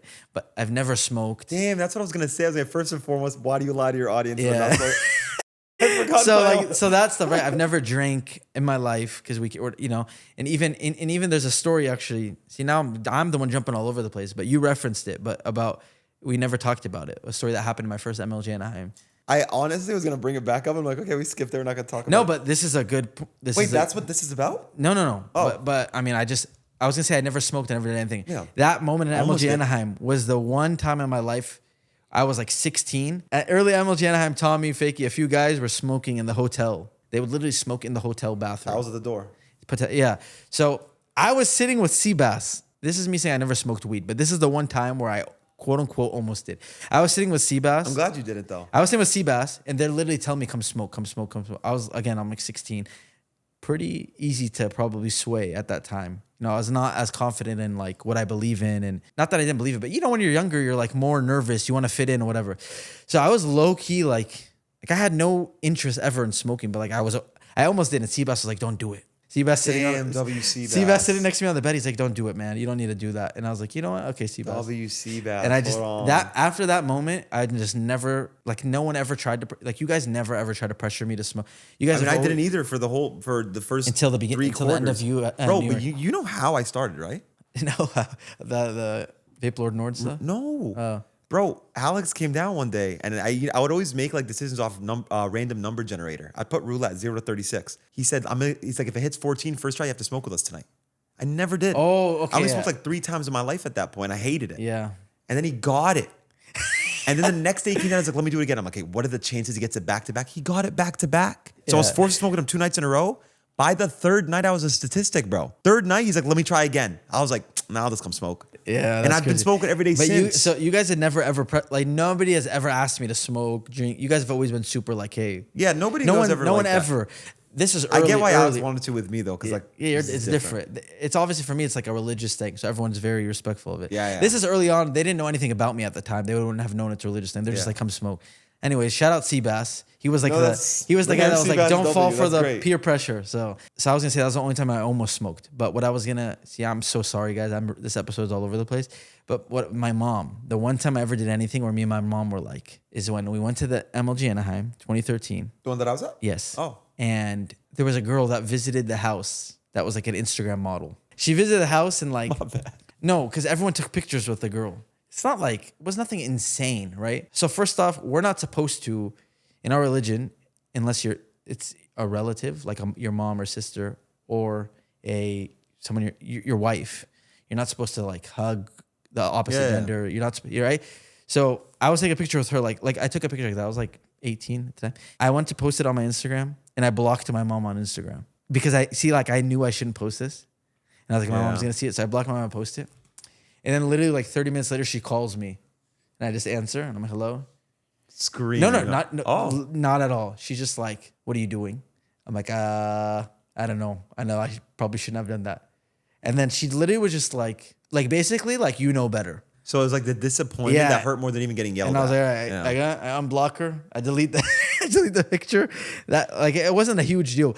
That's the one moment I can think back to where I ever had like some weird, never got in trouble with my parents, never had problems with them. So you and your mom have practically had a perfect relationship. You can ask her. I think from my perspective, well, hold up. Since you've been an actual human, not when you were like a little baby. From my perspective, yes. Like, thank God. And my dad, I've never had problems with my parents. My brother's really good. That's how I am with my mom as of the last like 14 years. But before that, oh hell yeah. No, everyone has different circumstances, whatever. But you know who Patrick Bet David is? Yeah. I heard him say a beautiful quote about like how kids look at their parents. It's like first they idolize, then they demonize, and then finally they humanize. It's like so true. Because like when you grow up, you think your dad's like a superhero or whatever. Yeah. I know I did. Yeah. Then I hated them my whole life. And then when I grew up, and I was like, you know what? My mom's amazing, but damn, imagine dating her. So then I called like, you know, it's good. Yeah. No, like, I get it. Like looking at her in that relationship, like they just didn't match. Yeah. So maybe that's why like, but then he did the same thing to my little brother. So hold on. I mean, he's a monster. But it is what it is, right? I still humanize though. You gotta like the human. I'll keep the commentary about your dad out. It's cool. But you know, we've talked about him. Yeah. I thought we were good with him, but now he's back on the bad list in my head now. Yeah, I thought. But anyways, but your point of the humanizing, it's natural when you get older. Like again, like I think now so why the hell did my dad buy me the HDPV or the HDTV? It's like he bought you a TV and a PVR? No, just the HDTV. The Easy Cap I bought was $5 from Radio Shack. $5? Yeah, $5. So I got a hand-me-down HD TV and it was huge. No, like it's not a good thing. I had to buy it, but I think if I had $400 in my bank. And I had a little moron, like 12-year-old son that's like, I want an HD TV so my video would look better. And it's not like I was making videos. Chance. I'd probably kick him in the head and say, get out of here. He bought it. So shout out him. I don't know why he did it. But yeah, there's a lot of things. There had to have been something in his heart that just said, like, do it. There's a lot of things when you get older, though. You look back and you put yourself in the shoes of your parents. Like that. The ROI on that PVR is crazy. The ROI was pretty good on that. I'm not going to lie. You know, it's pretty, like, alhamdulillah, like, very soon after that, I was able to help, you know. My dad it's not like he ever needed like crazy help, but if they were stressing, whatever. When I was 14, I was making enough money to help if I needed. Yeah. You know what I mean? So you're right. The ROI was beautiful. Obviously, he didn't even think about it like that. There was no even concept of making money when I wanted the HGTV. He's like, there was no it's YouTube. going to trash. There's no Like, YouTube heads up, for AdSense sure. at the time. YouTube AdSense didn't even exist for people. So people maybe now think, yeah, well, maybe you knew that you'd make money off of it later. No, like No, that's was, what a lot of people don't get too. Like that was- we had yeah. nobody to point to. Like when I wanted to do YouTube, we to my didn't mom, even like, who the think hell about would money. I point to? Yeah, we didn't even think about money. That was not the point of it at all. But And that's why it worked out, honestly. A lot of people come into this very money oriented. Yeah. And they don't get it as fast as, like, they realize it doesn't come as fast as they think. Yeah. And they give up. It takes a long time. You actually have to do it because you want to. And eventually, I'll tell you, even now, like after stopping and then trying to restart making content or even like streaming randomly, like I'm like, damn, like it's a commitment. Like if you really want to take off, if I ever want to get back to where I but was. it's not if that's what you want to do. No, exactly. But with the rest of life and all the other, like it's harder. Like now, when I look at myself now, I don't think I don't, you know, it's not a passion the way it used to be. I don't have as much time. But like my point is that I realize how much of a commitment it is. To your point, you can't just like, even us now who used to have a massive, successful, active audience, we still have an audience that's there ready, which is like, we're very blessed that we can. The thing is, our names are still recognizable Yeah, to people. and So we're it's like you just have to give them a reason to care. Yeah, exactly. But it's not like they have to discover a new But person. even with that massive like head start that we have today, It's still hard. it's still really hard. Yeah. So, Yeah. but Yeah. yeah, then we moved back. You know, New York House, we've spoken enough about it, but a beautiful time. Me and you hated each other at the beginning. We became really good friends after, and we all moved here. It was just because me and him were the 1 and 2. So it was like, we're always competing with like who did better. Yeah. Like I'll never forget when you hit that shot on Turbine. I was so mad. Before you were in my lobby. I was. You're giving me I'm headset to reacting the like, screen. oh, but I'm mad. Giving me evil eye in the middle of the I lobby. did. No, what are you talking about? We got 30K likes in a day. 10K, but yeah. Nope, 30. 32 actually. You know, I was actually at a camp that weekend with our No mosque. service. No service. I was on the bus back, finally get service, and I saw the numbers. I and know was like- you were, I know. I was know. so happy, bro. That was actually like when it started kind of popping off. Like, yeah. like for a COD live comms. When we, like after that, we'd probably get some videos with like 1 million views, which is crazy. For Yeah, COD. yeah. And you know what's crazy? That same camp, fast forward maybe 3-4 years, moving out of the New York house, talking about the end of the New York house, moving to the LA house, same thing. I was at that camp. I think we had service. Service was better at that time, so you always had service. But that's when the whole thing with Banks happened at the end of the New York house. Oh, okay. And you guys were literally filling me in. And I had my eyes that big. Look at 3 years later how different life is. It was so know. crazy. That's when Banks went through the very public like thing Yeah, in he was going through stuff. Germany, and he dyed his hair blonde and all that stuff. Holy But shit, I forgot the blonde one. I was in the same bus 3 years later. But yeah, then we moved to, I was very happy to move back to LA. Obviously New York was great. It was honestly better for us. And if we stayed there, hypothetically, there's a world we stay there 2 extra years, I actually think everything's different. Oh, for sure, yeah. Because that's like when we started to realize who each other. I mean, I guess it's inevitable, See, right? that's one thing that I want to, like, a lot happened at the end of New York to LA. People ask me, okay, so I'm kind of jumping ahead, but you know, if you go on my Instagram, just scroll down a few, you'll see a lot of my posts are me in Palestine or me in Mecca or Medina, right? Me posting about being Muslim, about Palestine, which I never did. Back to earlier, our conversation with the guy that was, right? So a lot of people, like a lot of Muslim kids will come up to me and like, when did you start praying, or when did you start, like, basically, like, it's implying that I just recently started like observing my religion, whatever the word would be, right? But it actually was never as long as I can remember, I've always, like I said, I never did certain things. And even in the New York house, they used to, like, I don't know if you even know this, but I used to pray. Like, we have to pray. We have to pray 5 times a day, right? Yeah, yeah. No. I used to pray in my room all the time. Nobody knew. I knew the whole time. You knew because, Yeah. you know, you're also, we have a similar background. But family. I don't ever remember you hiding it from me. No, Ever. I didn't. That's the thing. I wouldn't hide it. You But just want to talk about it. I'm also not gonna just stand here in the middle of in the living room. Everyone's talking, just start praying in the middle of it. Yeah. Like, I would just be in my room. Like, I used to take the huge FaZe mobile with the massive logo. I would take it to the local mosque every Friday. I never told you guys I'm going to the mosque. I mean, That one I don't remember. as long as I don't remember, but like we have to go every Friday, and I used to go. I used to take Tommy's car. I wouldn't even tell him. I was like, "Can I take your car?" So like, at that point, I was a little more reserved still. Wasn't shy, but I was a little more reserved. But I used to, you know, I still prayed. I still did. Like, in recent years, which we'll get to, like, I've taken it even more serious, trying to study and learn more. But I always practice. So a lot of people think like it. But at that time, I was doing all of that.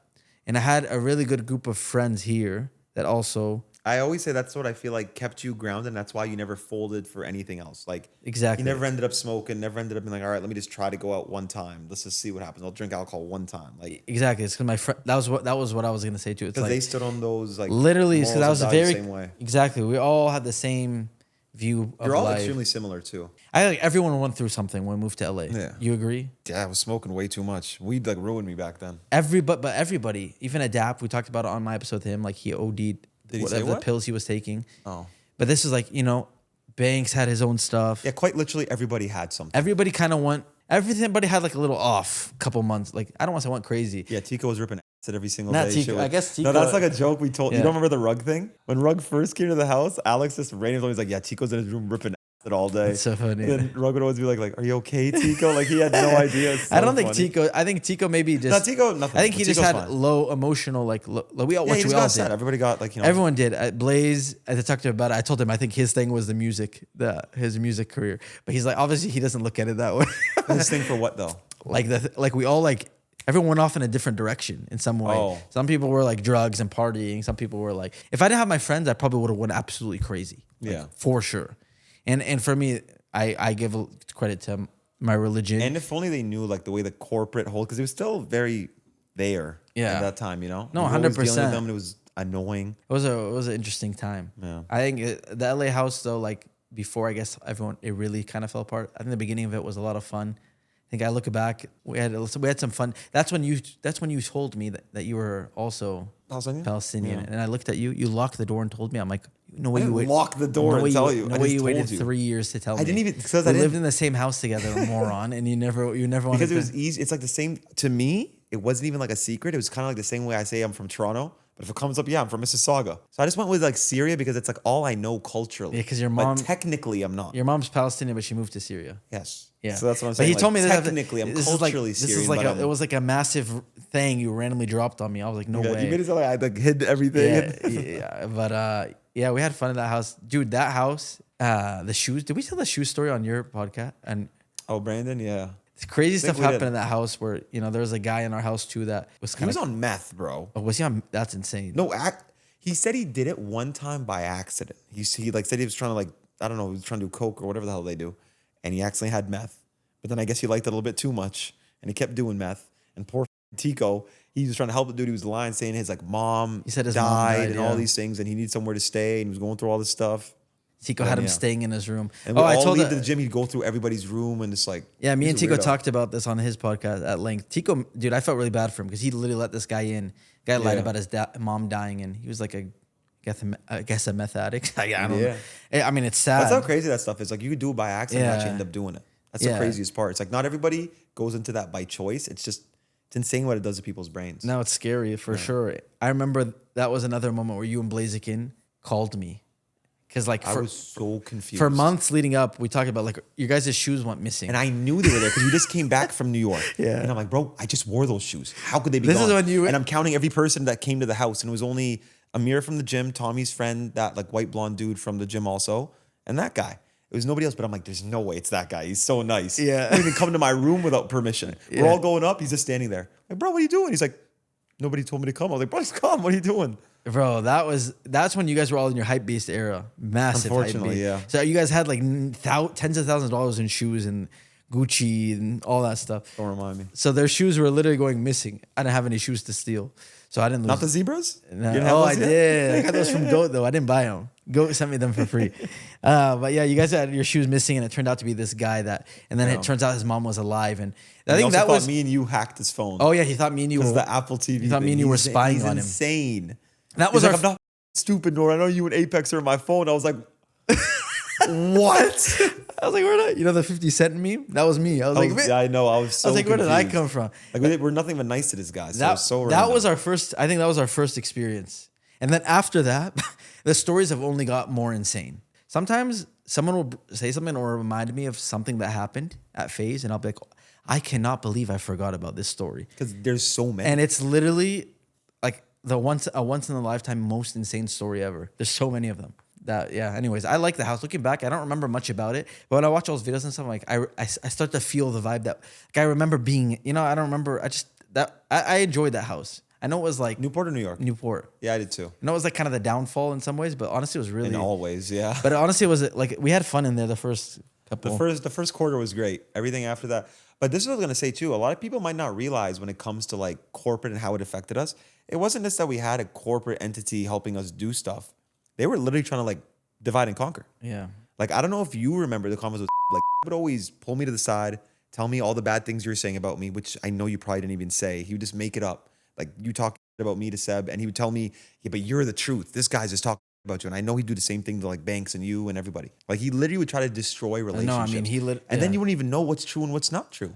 So that's why I just had to dismiss everything he said as a lie. Has to be. Yeah, that guy was. Yeah, I know we've talked enough about him, but it was a weird. That was a But weird. I'm just saying because I don't think people understand the degree to how it like actually damaged the relationships and everything. Because it was already also at a point, like I said, where I think we were all at that point like 20, 21. Banks is hitting 30 almost. About 40 now, so yeah, gotta be right. Banks is telling me a little older, but I think that's a natural point in life where you're already trying to like find who you are, find new things that Plus, already having all the success of New York and like, okay, you already reached peak success in some ways, the numbers that you wanted and blah blah. It was a bad recipe, but yeah, so that they didn't help. But you got any questions for me? Sorry, I actually did have a question for you. I was gonna ask you. This show is sponsored by Liquid IV. So I don't know where you guys live. It's summertime here in California and it's getting pretty hot. And actually in about a month, I'm gonna be flying all the way to Saudi Arabia where it's literally over 100 degrees every single day. So what I'm gonna need to pack with me and what you guys might need to have in your pocket as well is some Liquid IV. Liquid IV is extremely convenient. It's easy to access. You just pair, pour, and enjoy. Liquid IV is clutch to just stay hydrated in the heat, to fuel up for your sports, or to even recover next day when you're tired and you wake up with no energy. For me personally, I always lean towards strawberry and watermelon. Once again, there are many sugar-free options like white peach, lemon lime, rainbow sherbet, and more. They also have some more fun flavors to bring out the kid inside of you. They got cotton candy and popsicle firecracker. So, if it's a hot summer day, you want to remember your childhood when you're burning in the sun, get a cotton candy one or get a popsicle firecracker, whatever flavor you want. There's so many to choose from. My favorite thing about Liquid IV again is that you just need one stick of Liquid IV. Pair that with 16 ounces of water and it hydrates you better than water does alone. So squeeze the most out of your summer with Liquid IV. Pair, pour, and live more. Go to liquidiv.com and get 20% off of your first order with code FFPOD at checkout. That's 20% off of your first order with code FFPOD at liquidiv.com. Do you have any regrets with the corporate and like the corporate structure somehow maybe enabling them, working with them? Does any of that do you feel anything about that? I mean, hindsight, obviously 2020. Yeah. Yes. Now, Yeah. I mean, but I know you wanted to believe in that. I talked about it. I mean, I'll just, in 2018 is when the guy got kicked out for funneling money to his. Oh yeah, you're NDA'd up. You can't talk like I can. His wife and okay. his brother. At that point, everybody, we were all separate. We barely talked to each other. Would you still get in trouble for that? I don't know, man. I just don't. Okay, my bad. You got it. I hate the whole. But my point is, at that point, I went to the office thinking like I'm gonna do whatever I can to save whatever's going on. We were in a really bad spot at that point. But then Fortnite happened. Everyone kind of got more involved. I think over the next few years, I just continued to try to make the corporate stuff work. Then obviously at the end, I think we could have done things differently and maybe applied some pressure. I think unity was the most important thing. I think we all had so much baggage. Yeah. And there's a lot that went on already. But for me, my perspective of me trying to just stick out the corporate stuff was like, dude, we had hundreds of investors. I saw the boards. I would attend the board meetings. If you saw the people on the board meeting, I've told you this. Like, it was so out of our control. So I tried my best to keep it as close to us as possible. That was my perspective. But yeah, obviously, I regret. I hate some of these people that I used to talk to on a daily basis, and they probably are living it up right now. Some of the money that all the money we worked for, they took it all. Yeah, that's what I hate the most is like the belief that we sold. Yeah, that we sold our shares or we sold control of the company. They don't. That's what I'm saying. I wish people truly understood what it's like, but they really just never will. Yeah, they could try to understand it based on what we're saying, but they'll never know what that was like. Yeah, I will say one thing, and I know that going public was probably ended up being one of the worst decisions. But it was so obvious. Yeah, but again, they'd just be lying. They'd be trying to pad the numbers, make everybody feel like you're gonna make so much money, everything's gonna be so good. Blah. At blah, that blah. point, I remember actually even the CEO at the time, who I was working with I would always talk to him because, again, I was trying to do what I can. We even didn't want to go public, but the board literally was like, no, we're going public. Because it was already like a year and a half into trying to go public. It was because there's this whole thing about SPACs. They were called a SPAC, and it was like this massive thing that would... Special Purpose Acquisition Company. Something like that. And whenever someone would SPAC, it would start at $10, and all these companies were exploding from it. So at the beginning of the talking, it was like a good idea. By the time we actually were about to go public, the SPAC market, like the SPACs were kind of like fading out. But literally, I remember I was on the call, like, no, we did not want to go public. And the board was like, the board voted, no, we're going public. So, I mean, it just is what it is. What I was going to say is, as bad as that experience was, I have to look at it in a somewhat positive experience. I told you my dad with the whole HD PVR story earlier, this guy would wake up my entire life. He'd be waking up to trade stocks in the morning. So when you had a stock, he was probably going crazy. Yeah. So before, he would wake up to try to make money before going to work 12 hours at the car dealership. You know what I'm saying? All I remember is him waking up. I would be, like I just said, I'd be going to sleep editing while he wakes up to trade. To go public, he literally came on stage with us when we went public. Ring the bell. Yeah. Like I have pictures all over my phone of him at NASDAQ in the building. Hype. Like, it sucks. Look at the stock. The stock it goes public at $10. It went up to $20 first day. And then by the time we could sell, it was like 40 cents. It went up to 20 because nobody could sell and people thought it was going to tank. So they all shorted it and it caused it to go the other way. And when it went up to 20, life looked like it was about to be good, but we also knew it was never going to be. We just knew we were going to get finessed. But I don't want to be that guy and just say that. But no, but of course. That's why I purposely made sure every photo of me there, I look miserable. But that was by design. What I will say is I still am like, okay, that was a cool moment for my dad to go to NASDAQ, be on stage, ring the bell. It's cool. His little HD TV purchase. Do you remember? Sorry, I'm so sorry I cut you off. That's probably my second time this podcast. Though. Do you remember how, like, I don't know, like this just matters to me, I guess, but like how fake that it was? There was always someone in the background, like, okay, clap, smile, look happy. Yeah. I don't know why. I just hate things like that. And no. So much. The whole thing was the fakest thing in the world. That's how the whole. That was how FaZe was for a few years, unfortunately. What? Like, just literally that fake. Was after COVID and after like cancel culture went a little insane, and I think the whole world felt it. Right, 2021. Virus felt it. 2021 for like a few years, the whole internet was like walking on eggshells. So that version of FaZe was a horror. Oh my god, I hated that version. We had to put out a statement for everything. You know what I mean? That's essentially that phase, by the way. Is like I already had beef with CBass before. But that's like what made me. No, I know. I love CBass. That's when I started having a lot more friction with him personally. Not on a personal level, but in a business sense. Because like I didn't agree with. We were so cookie cutter, like beyond belief. It was just like it didn't make any sense. Yeah. The statements we'd put out, the decisions that would be made, just none of it made sense. But anyways, that cancel culture's like I feel like the whole world is like, hey, this is too much. So we're kind of like nobody really acts like that anymore, right? I mean, I don't feel no, for sure. It's just like it's changed a little bit. People still do the same thing. But it was all part of the process. But yeah, my point was everything felt fake at that time. So I think that being at the NASDAQ, this was like just another day. So why'd you end up deleting all your videos, man? I'm trying to go watch Road to a Kill Cam, see some of my old memory, childhood videos. But what happened, bro? So yeah, that was in like, I don't know when I did that. Some people will be able to understand. Some people are going to think that I'm very like. Are they private or deleted? They're private. Public all of them right now. Come on, guys. So a lot of people want to understand, and that's fine. Other people maybe understand, but it was like it was basically one day I don't remember why or where I was, but I read a verse from the Quran, our like holy book, right? It's like our Bible. There's no way you just explain what the Quran is to me. Not to you. I'm saying it for the viewers. I'm saying it for the viewers. It basically, the verse, paraphrasing it, is like any good that you encourage people to do, you will share a reward for it. That's like what we believe in our religion. Oh, so if I tell you, no, if I tell Rain, if I tell you go donate to this and you donate, like I'll share part of it. So you get like 30% of my good karma. Only God knows. God is very generous. And okay. So that, that's it. And the second part of it is any bad that you basically got it. So you tell people all the swearing in the videos influence people to swear so you'd get bad karma. So and that's why you have gray hairs. Got you. You got it. So all I thought about literally is I have 1 billion views at that time. Any bad you do, you take share. And if you tell someone to go kill somebody, for example, very extreme example, I'm going to be also held accountable. You know what I mean? Yeah. So we believe in the day of judgment. So that's immediately what you thought of when you read that verse? You thought of your YouTube channel?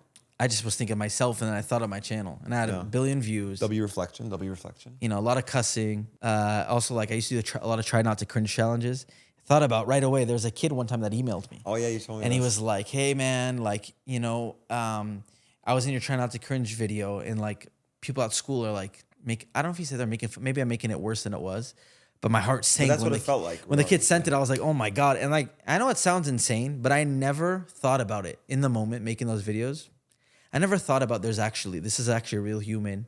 He could actually like get bullied for this. People make fun I of swear him. to God, it never crossed my mind. You probably think people aren't gonna find it. Yeah, you know when you're trying to make a video every day, you're just thinking, what do I make? Try Not to Cringe would bang on my channel. Because it wasn't real life back then. Yeah. It was literally like our little internet thing that we did, and the rest of the world isn't caught up with it. Yeah, so I would just search cringe compilation on YouTube and react to it.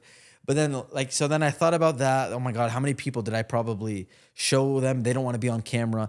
I mean, that kid, I deleted the video when he asked me, and but Was it a banger too? I didn't care at that point. No, I'm kidding. This is like years later. Yeah, then I was just like, how many videos did I put where there's people like that probably like, there's other people that don't want to be on the internet. They get put on and their life gets ruined in some ways. Yeah. So I started thinking. So anyways, I talked to like some of the scholars and like our mosque and whatever. Nobody told me delete all your videos. What they told me was just like, go to your videos, take out the worst videos that you posted. Oh, I thought you were gonna say like censor all of them. Like, No. Well, they said take them out, or basically just remove the worst of it. But I had 1,200 videos, which are not shorts, 1,200 long form videos, and I'm like, at this point, I didn't care. I was like, dude, I'd rather just private them all because I'm not gonna go through 1,200 videos one by one. I started. Then I realized how many videos I have. 1,200 sounds like a big number, but when you actually go page by page on YouTube and there's 10 on each page, I was like, dude, I would rather just take them all down. Everything in it is gonna have me cussing.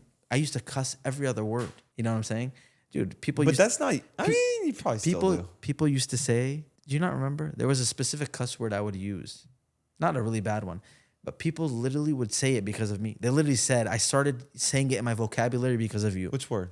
Dumbass. I used to. My point is though, I used to donkey butt. That's like not. I used to make a montage of me saying it and post it on.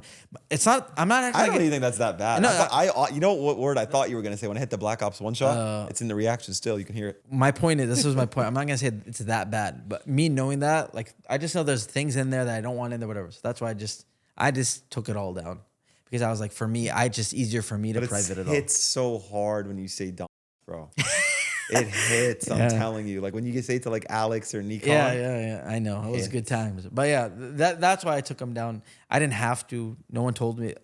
For me, I was just like, it's easier than. I started, because also in our religion. Do you feel kind of sad about it though, that your videos are down and people can't watch it? What I feel bad about. You don't realize how much of like it's people's childhood. No. I do realize that after I launched my secret gaming channel, I was shocked at how many people like actually cared. I didn't think people cared that deep. So a little bit, I feel a little guilty because I know people cared, but there's ways that people can watch some of those videos. In our religion also, there's something called like basically haram. You know what haram means, right? But like, there's like sinful money you can make. And if you make that money. You think swearing in the videos and making ad revenue off that counts as sinful money? When I started. But it's not like it's a swearing tutorial and you're putting people on. No, and you're right. And that's what I'm telling you. From a religious standpoint, it wasn't even that, like, it wasn't like take down all the. I didn't have to. It was just me being extra cautious because, plus also, I hated the way that I talked in those videos. Just like, I can't watch myself in those videos. Yeah. So I'm just happy. I know you don't feel it. Cringe, but I just leave it up for. That's why I was extra like, let me just take it off because I don't even want to see this. And I hate when people clip them and send me, and I'm like, I can't stand my 16-year-old self talking. I want to literally punch myself in the face.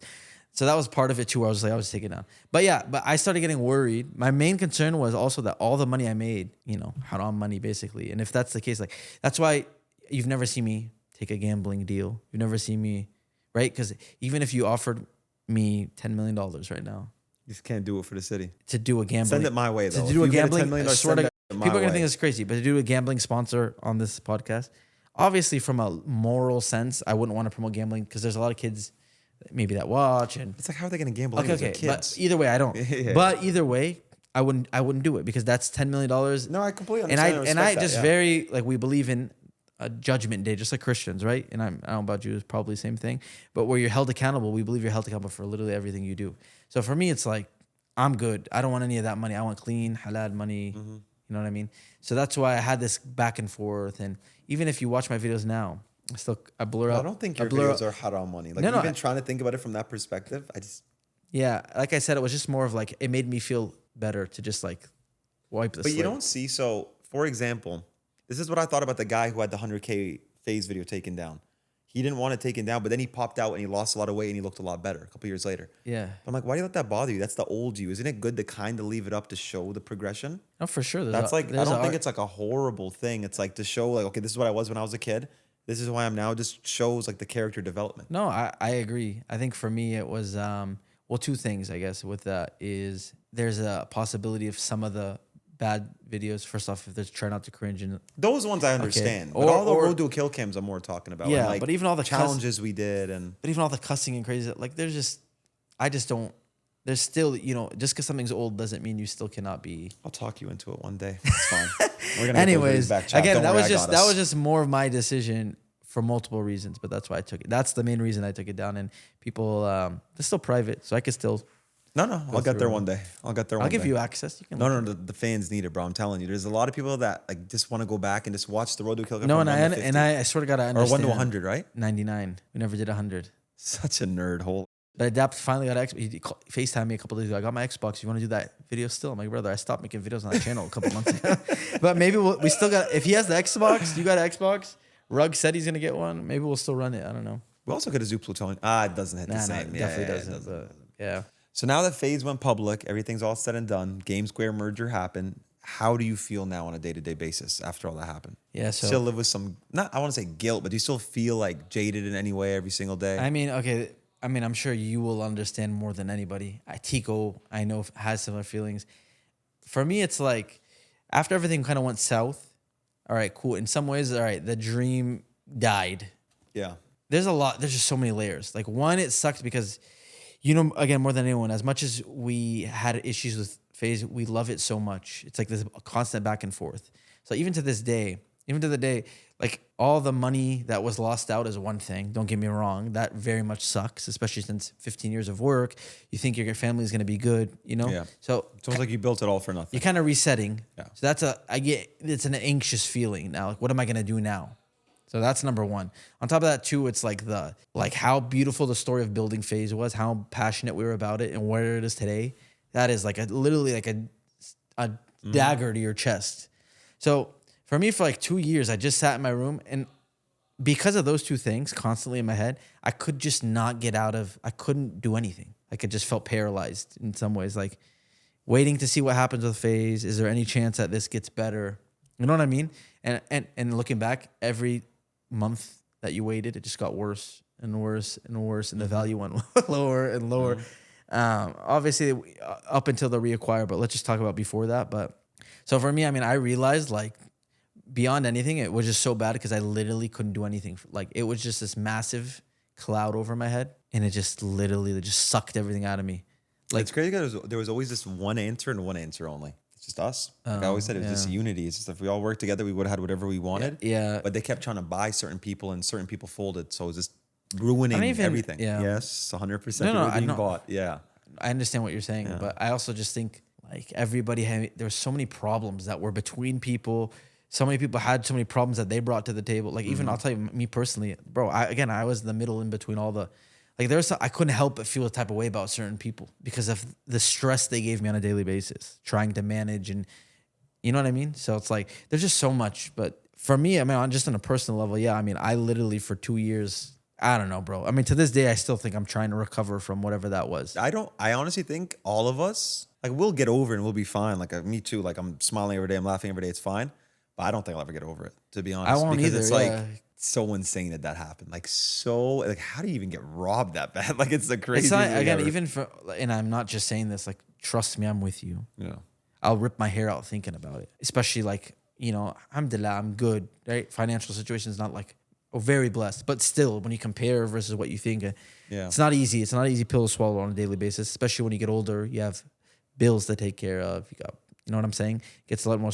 But beyond that, it's also just like what we had, the connection of what FaZe That's what was. I cared about more than That's anything. what I'm Like saying. the community and the connection. Like I just That's we the had worst mom part. and a sister. So it was like that was the first brotherhood I ever had in my life. That's the worst part. I swear to God, I told you always. That's the biggest loss. I've told you and Tico a million times. Like what was the worst part about it for me was literally like all the beef that quote unquote, right, that was between us because of FaZe.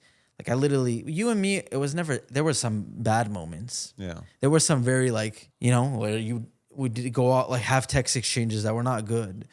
Tico like literally didn't talk, like literally had a really bad relationship for that stuff is one thing. I get like this sad nostalgia looking at us sometimes, like older videos, even Banks and talk, like all of us in the house. I don't know. There's just something about it. I just get this weird, sad feeling where I'm like, Yeah, it's supposed to make you happy, but it just doesn't. yeah, I for don't some know. reason. It's just weird. So that sucks.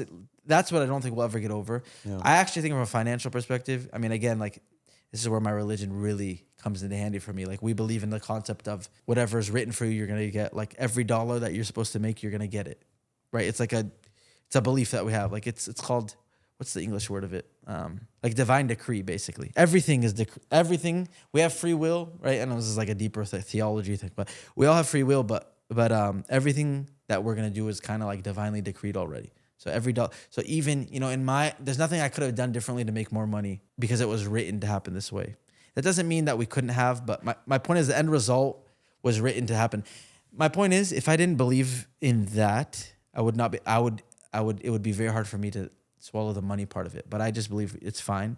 Whatever money I'm supposed to make, I'll make it. That's how religion's also really good. It really helps you like deal with things mentally. Oh, 100%. Yeah. So another part of that, to answer your question, is one of the biggest blessings that came out of the fall is I like started studying my religion. Yeah, I joined like a program where I'm studying 4 hours a day. Like I learned Arabic, not fully. I still got a lot to go, but I literally learned Arabic grammar rules so I can read old text and even the Quran in Arabic and understand it.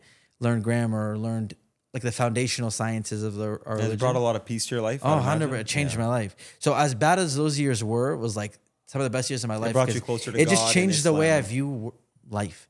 Like even on like a personal level, like I used to be very afraid, and I still am, don't get me wrong, but like thinking about my parents passing away, you know, God forbid, hopefully they don't for a long time, but it used to really like, I think about it and paralyze you almost. Yeah, but now it's like, you know, I have true belief in like what, you know, when they pass away, you know, that there's an afterlife. And so like it gives you, like I genuinely, now that I understand religion more, I actually like, it's not just something that you're told when you're little and you just, you know, a lot of people are like that with every religion.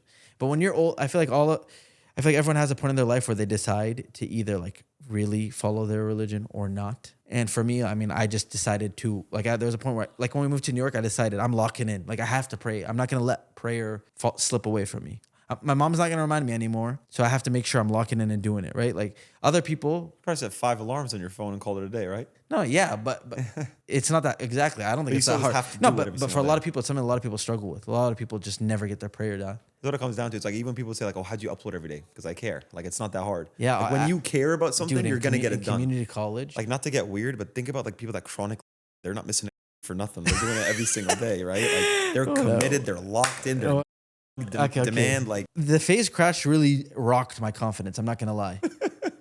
You got everyone cracking up. The FaZe crash. You relate, don't you, bro? He's dying. The FaZe crash like kind of really effed my confidence up big time. I know you actually were the person that you would tell me the opposite. You ran it over. You're him. Like, remember who yeah. But it really did. So now when I look back at what we did, I'm like kind of like shocked. Look, I can't believe I used to grind that hard every day. You know, when I was in the community college, I had TeamViewer on my phone. I would go into the library, render my videos on TeamViewer and upload it. Because you cared. Yeah. Bro, that's the feeling that I've wanted so bad. I don't care about the views, the money. No, I know. I just love caring about something that much. I know. It's such a that's why. I don't know. It's such a fulfilling feeling. Like you just know what you're doing every day. That was like the biggest loss from FaZe. Literally, the studying really, that was something that I really love to do. Like, and I care a lot about. So it's something. And then again, it just shaped the way I view the world. Just changes the way you view everything. That's why I think you should somehow incorporate in what you do every day, like publicly. Even if you made like an Islam channel and you just brought more people closer to God, I'm sure that's like a fulfilling feeling for you. Yeah. No, I mean, I try to do stuff on like my local community when I can with like younger kids. It's also like a weird thing where it's like a lot of people make content and it can. So in our religion also, and you know this, and I know this is something that you really like about it, but like everything, like God rewards us, right, based on our actions, but also your intention. So like if I'm like sitting here, which I love, by the way, and I'm opening up an orphanage. But you're doing it for money. And no, not even. Let's say I'm opening up an orphanage and in the background I'm doing it because I want you to be like, Apex is such a good dude. Yeah, exactly. Right? Money, praise, all that. It's like haram. Like it's just you're not going to be rewarded. You get rewarded based on your intention. So literally, like there's a concept, right? Like there's stuff that our prophets, you know, peace be upon him, would say. And like one of the things is like how God would resurrect someone on the day of judgment. and they say like, I used to literally donate for you and do this and that, and God would tell them, no, you did it so people would say good things What a about good you. guy, yeah, and yeah. they said good things about you, and that's basically what your Dude, reward is. my mom, obviously, she grew up devout Muslim. She still is, but dude, I wish you knew how much she programmed that in me. Yeah. It's like hayib. Yeah. It's like shameful. Like I'm not allowed to talk about good deeds. My mom would say like, if you do a good deed, shut up.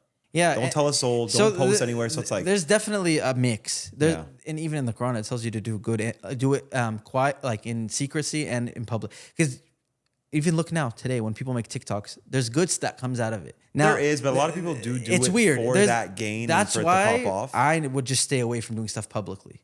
Yeah, you have to just do it privately. Like and a lot of what a lot of like Muslim scholars say, like if you are someone who has a public audience and you do stuff publicly, you're supposed to kind of like for your own internal self and your connection to God, like you should do extra private good deeds and worship by yourself to like, you know what I mean? You saying this just reminded me like a video that I'm so embarrassed I posted, but I still haven't deleted it. What is it? Buying Allah's car. Like I actually felt so bad posting it. Yeah, no. I don't know why. I actually posted it to make him happy because he loved doing YouTube stuff. Like when we did Darth Vapor and like that, like he loved it. So like I don't know, I'd be happy to have like a video, but like it's like I don't know. I feel I actually am. There's definitely a weird. It's like a weird line where it's like because I technically did it. There, that's also even what I was saying. Like for people that make like content to like try, whatever. Like it's a very thin line. Or maybe you could start with a good intention, like I want to do this to like help you.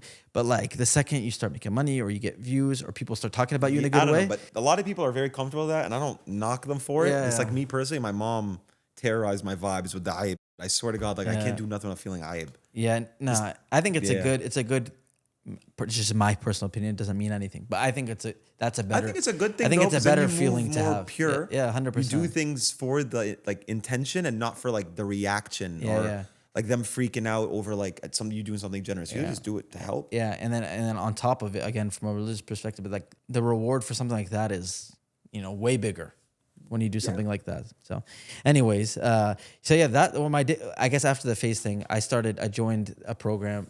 I'm still studying to this. I mean, now for the rest of my life, I never want to stop studying because there's so much to learn. So I've really enjoyed that. It's just changed my life. It's very enjoyable.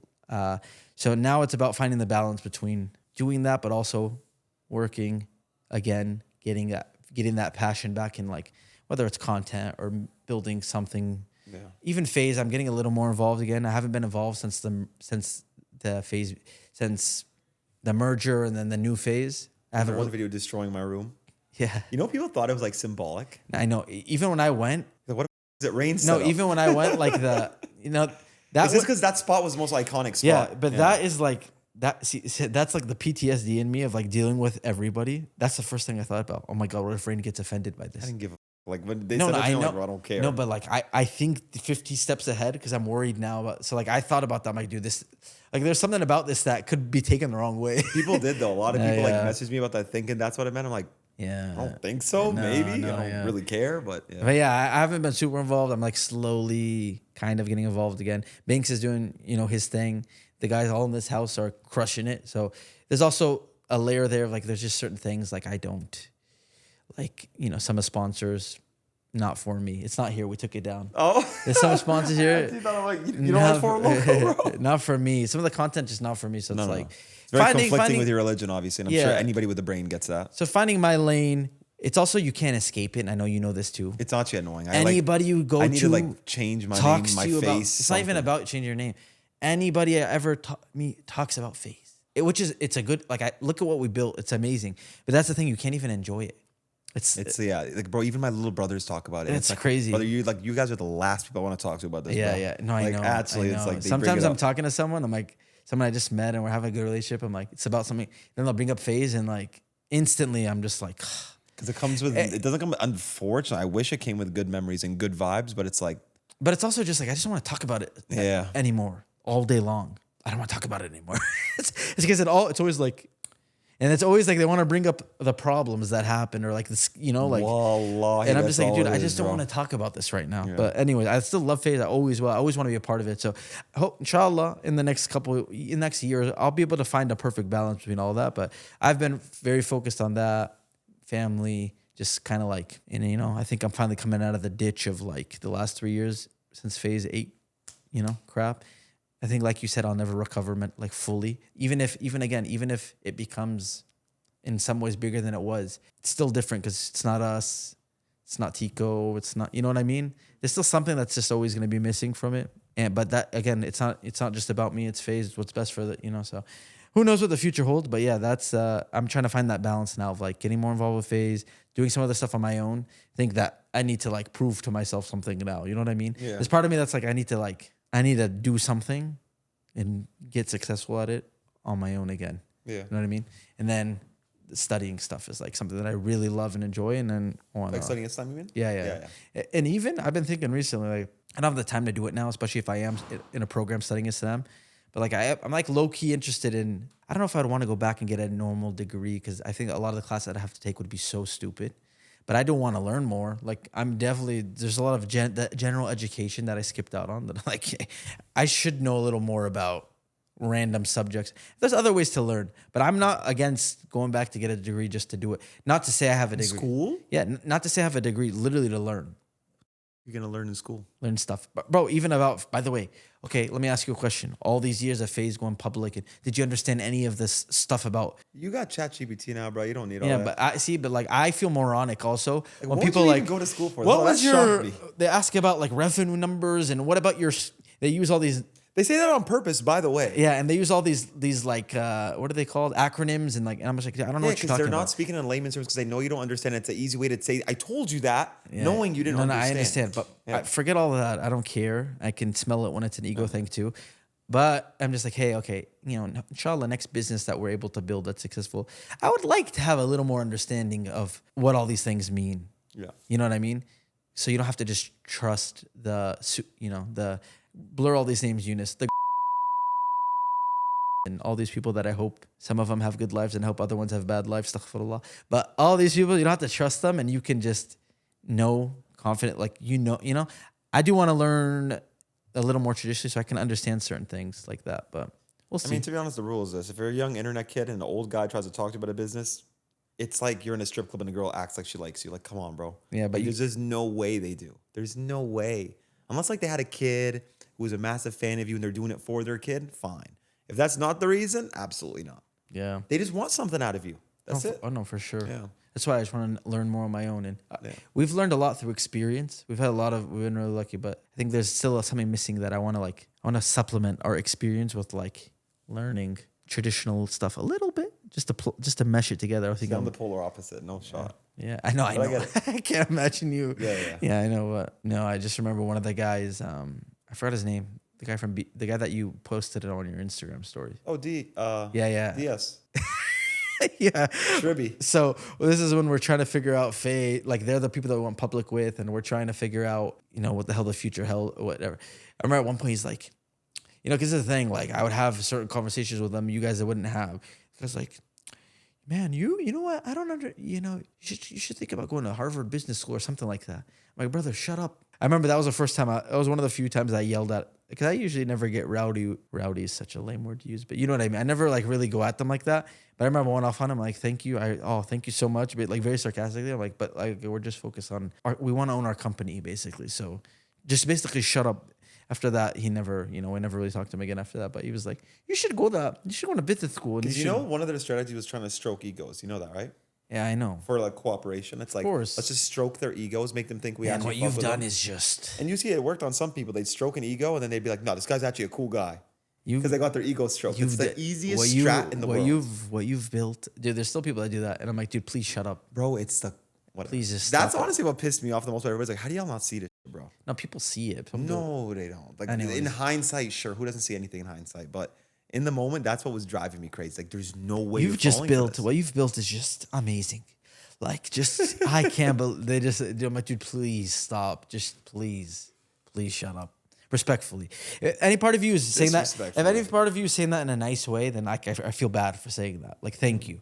But most people are not, they're so fake. It's unbelievable when they look at you. Almost every and they think you're buying it, yeah. like, and you're just like. I always said, pretty much all it's so funny, right? So the biggest blessing, I'm sorry, but the biggest blessing we got out of this is that. Like, that literally.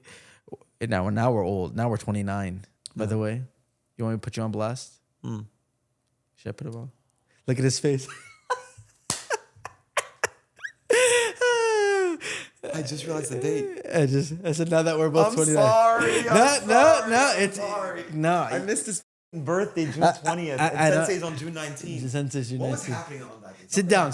We both just turned 29. No, hold on. Something. Don't worry. By the way, Sorry. actually, never mind. I'll Wait, I have to see what was going on. I'll keep my comment. Well, something probably I was gonna crazy make a that comment, but I'll keep it for off camera. No, but by the way, my birthday. The thing is, you're not gonna see it. I don't post. It's my birthday. day. Yeah, I didn't either, but you still remembered, I think. Yeah, well, your birthday is also The day before FaZe. So it's FaZe. very easy. If I but forget yours it, day after Sensei's.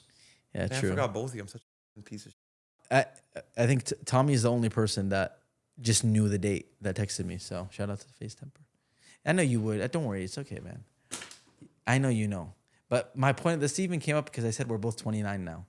So we're old. Why did I even say this? Oh, I was saying one of the best things we got out of it is by 25, that feeling of what you just said. Literally, like anybody that walks in this room, there's nobody that I'm going to sit in like, you know what I'm saying? Like look up to them and like, no matter what they've accomplished, I don't care.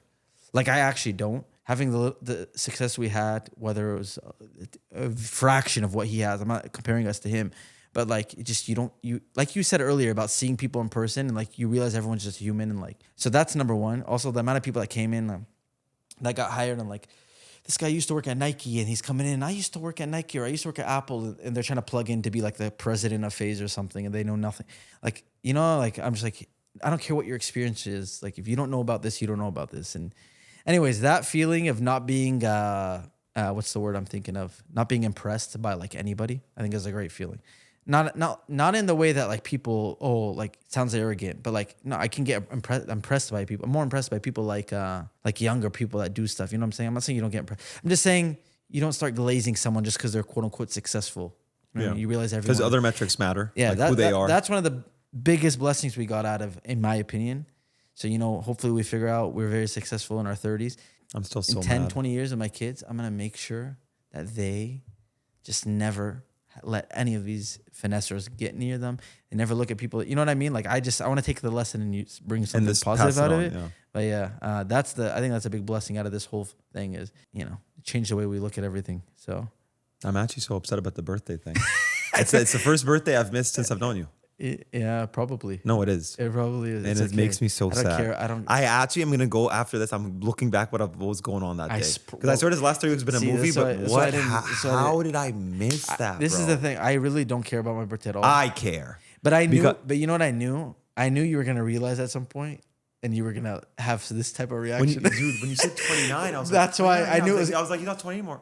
I'm like, it's July. I know. I swear. That's like when my jaw dropped. That's why I had to bring it up, but it's okay. Dude, shut up. Who cares? Literally, who cares? Because it's like, Wallah, it doesn't matter at all. Anyways. I'm just disappointed in myself for that. I swear to God. Wallahi, that pisses me off. Are you insane? This guy's actually, he's actually in the mood now. I'm cooking on your 30th. I'm cooking. Don't worry, bro. On my 30th? Yeah, at least you didn't miss the 30th. The 30th is... no, it's coming. It's coming. I'm saying I'm going to cook by then...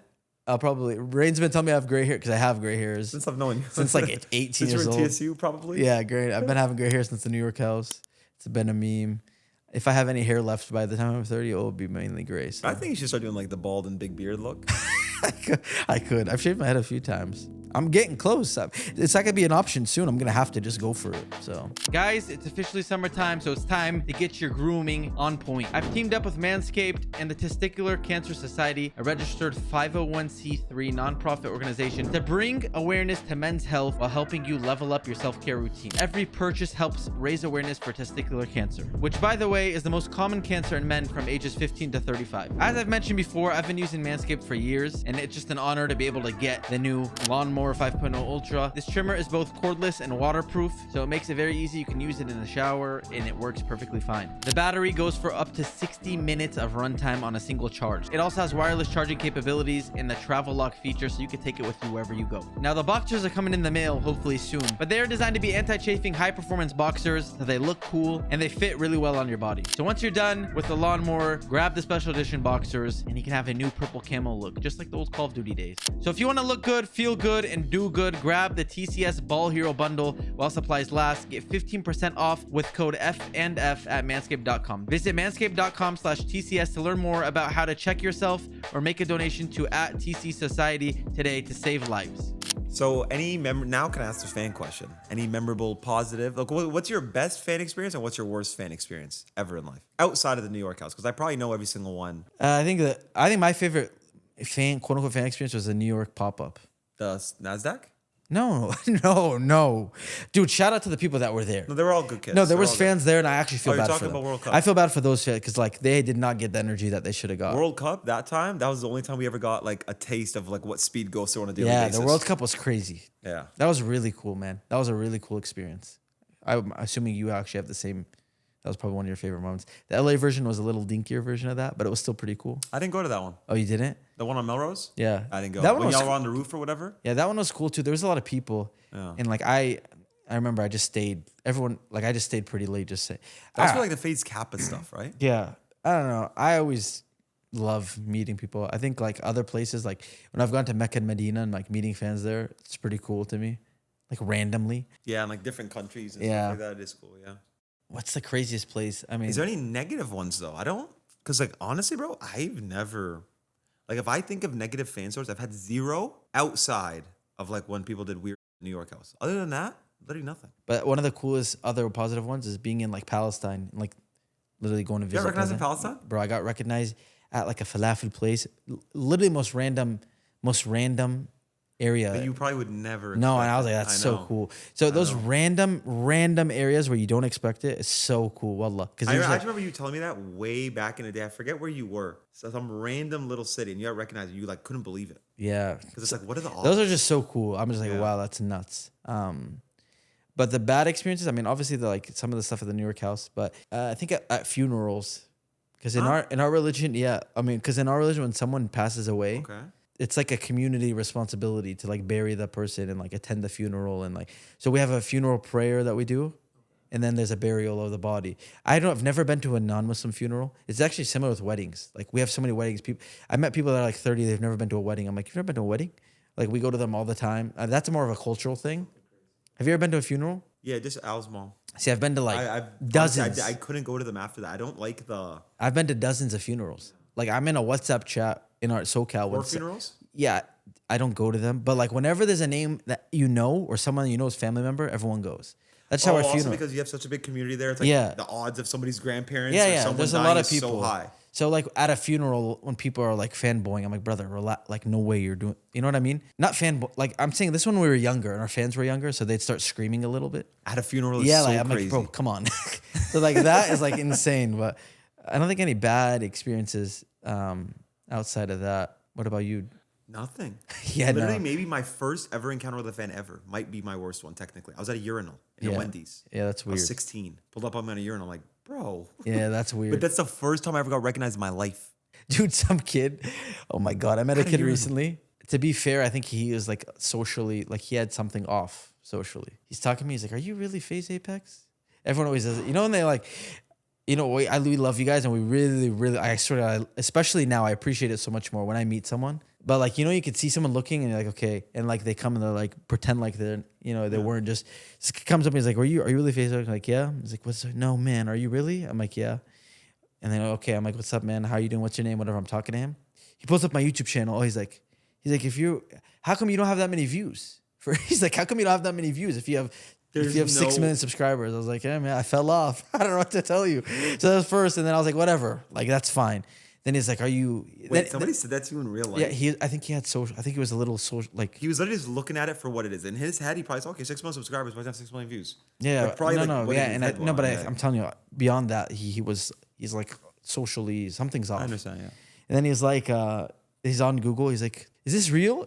He pulls up my net worth. I'm like, brother, I wish that was real. He's like, it's not real. I'm like, no, it's not real. He's like, so how much money do you actually have then? I looked at him, like, bro, that's kind of like a personal question. You know what I mean? Like, I didn't know how to like navigate this situation because clearly he's a little like, he doesn't understand. But then that kid just literally hung around for 10 minutes. I'm waiting in line at like this family thing, trying to get food. And so that was a little awkward, but that wasn't a bad experience. But what my point was going to be, if I have someone come in my house, I'm always terrified. If I like today, I had in your house today, dude. So I had mold in my house under the wood. Oh yeah.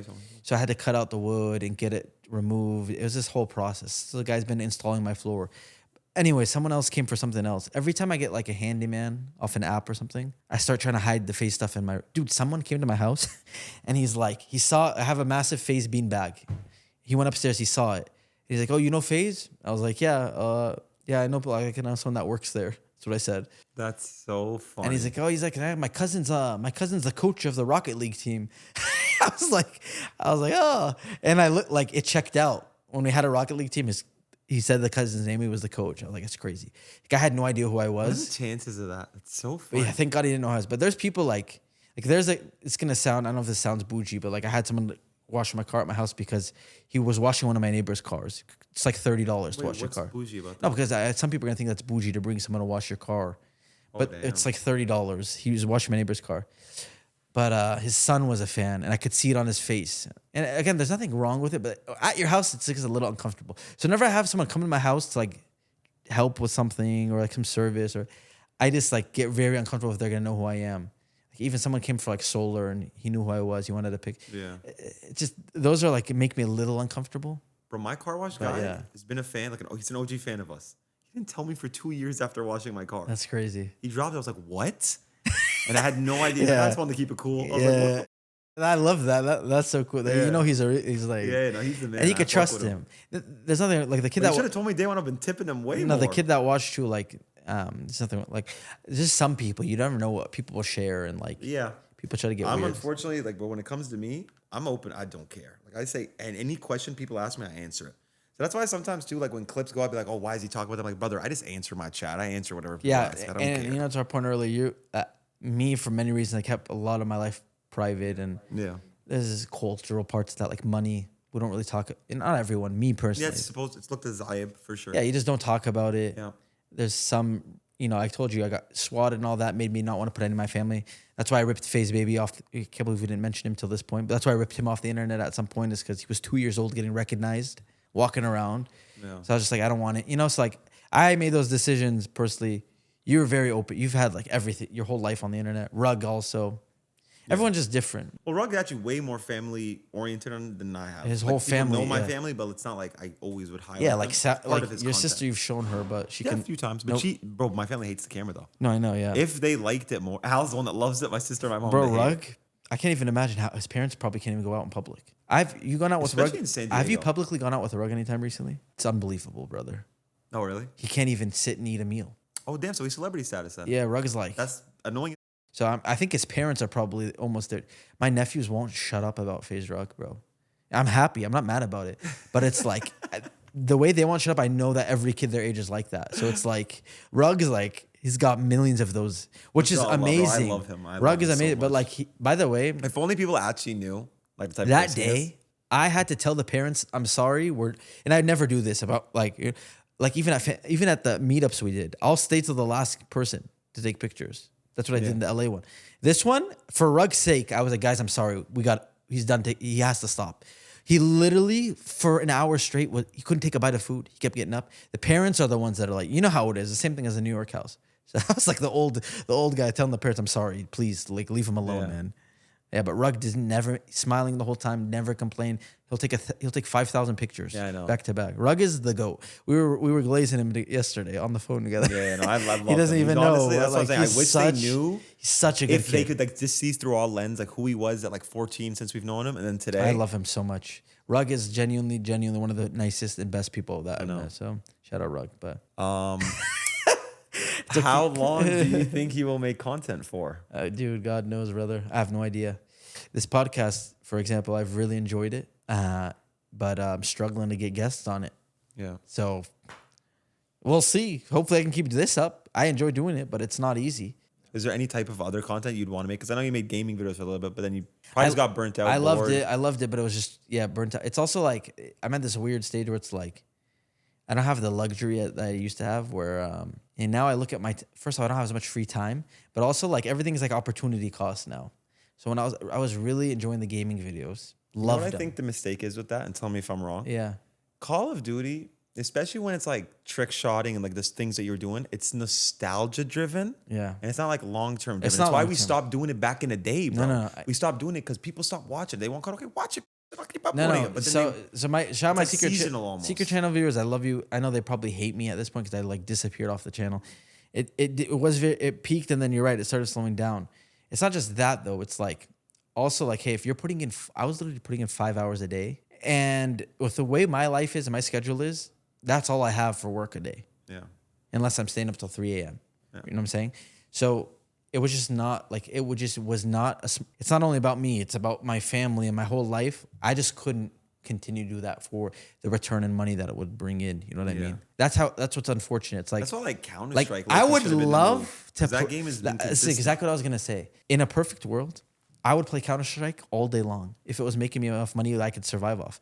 The problem is bills, family, expenses have been more than what I'm making for years. And I know you feel that. So yeah, you know. I mean, there's months where it spikes. No, there was years it was actually so fat. FaZe Rain's money was getting burnt. No, I understand. And trust me, you know, if you don't change it within 2 years, you know, your savings are going to be gone. You know what I mean? Yeah. So that's why like I don't have the privilege anymore as much to just like, I'm going to do this with my time today. And to, like, I can, but I know looking in the future, hey, like I need to get back to some sort of grind where I'm able to provide for my entire family. You know what I mean? Yeah. So that's so content. I mean, I'd love to continue this show as long as I can, but I'm gonna need some guests. I don't got the clout anymore to get anyone. I've gotten some cool guests. They're very nice. The ones that came on. A lot of people do not reply or they're not interested, which I understand fully. I'm not. But then it's like, why do you want to talk to them, bro? If they're entirely clout-based people and that's all they care about, they don't. I'm not blaming anyone, but I'm just saying that's the reality.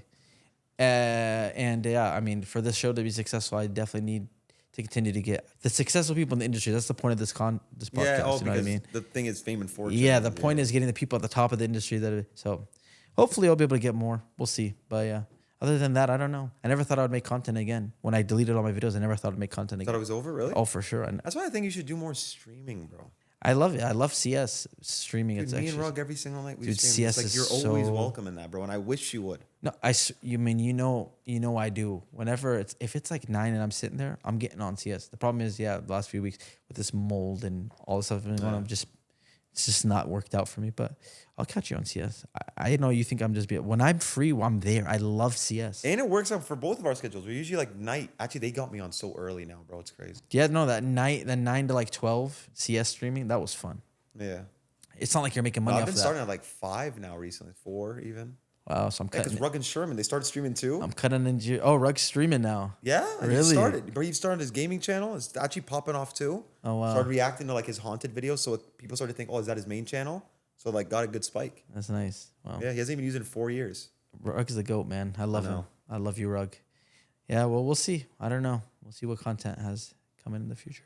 So he still plays CS a lot, but what do you think about like the rest of the games right now, like between like Fortnite, COD? Oh, I actually want to hear your opinion on Call of Duty because I have I mean, I hope to God the next COD is somewhat fun because I will actually make gaming content on it for the gaming channel. They don't care. No, I know who doesn't care. COD. Oh, like I know. Activision, Oh, they I do know. not care. I know they don't care. Yeah. I only play CS. I think CS is the GOAT. Because they care. Best game ever made. GTA 2, you got to throw it in there. I've never really played GTA like that, so. But you have to respect how I respect the game dropped when we're 17 years old and people still play it. Like, when it comes out, I might play it. I might make content on maybe. I don't know. CS is the best game ever. It's the only game I enjoy. Warzone, I actually kind of enjoyed it when I played it. I think it's fun. It's cool. Yeah. But I just don't like what they do with like the battle pass guns is the meta and you got to waste time grinding that gun. Yeah. No, exactly. It's just annoying. If you don't grind the guns, it's over. It's like in a weird way, it's like grind to win, but in like the wrong way. The loadouts and all that. Yeah, I don't like all that. It's a gimmick, bro. They drop an unfinished game and they spend the rest of the year finishing it to stall time for the next one. I'm hoping that there's some banger game that comes out soon. Fortnite, I don't play it anymore, but it was a banger. The game's bound to come out that like it happens I'm every waiting. like 3 to 5 years. I'm waiting, brother. I love CS. Again, if I could play CS all day and get viewers, I would play. Let's do it. Make a game. We made one. Starting at Eclipse. Oh, people like that one. I refunded everyone. They're still on my about it, bro. I swear to God, they're so annoying. People like that. People and I didn't even collect the money. I went out of pocket for that because they were being so annoying. People on my gaming channel. I was like, brother, whoever lost money, I'll pay it for. They always ask me and they're that. still on my something I didn't even. They always ask me about that. We'll see what. Hopefully, a good game comes out soon. So he just got a Logan Paul, bro. He scammed all those folks and stopped talking about it and joined the WWE and called it a day. Stop you, Logan Paul, bro. You know what's crazy? At one of our, when I say our peak of FaZe, not a peak in your eyes, I understand, but peak of like when we had a lot of viewership and the numbers and the corporate was like all the sponsors and all that. WWE, we had conversations with them, and they were That would have been a crazy childhood. dude. dream for me and Literally, I told them adapt. What my idea, because they literally were saying, and I didn't believe it at the time, but they're like, yeah. The guy at FaZe was like, yeah. They literally want members inside. I mean, they want them to be in the ring at the WWE event. I'm like, there's no way. Now, obviously, you see Speed's different, but this is like years ago. Yeah.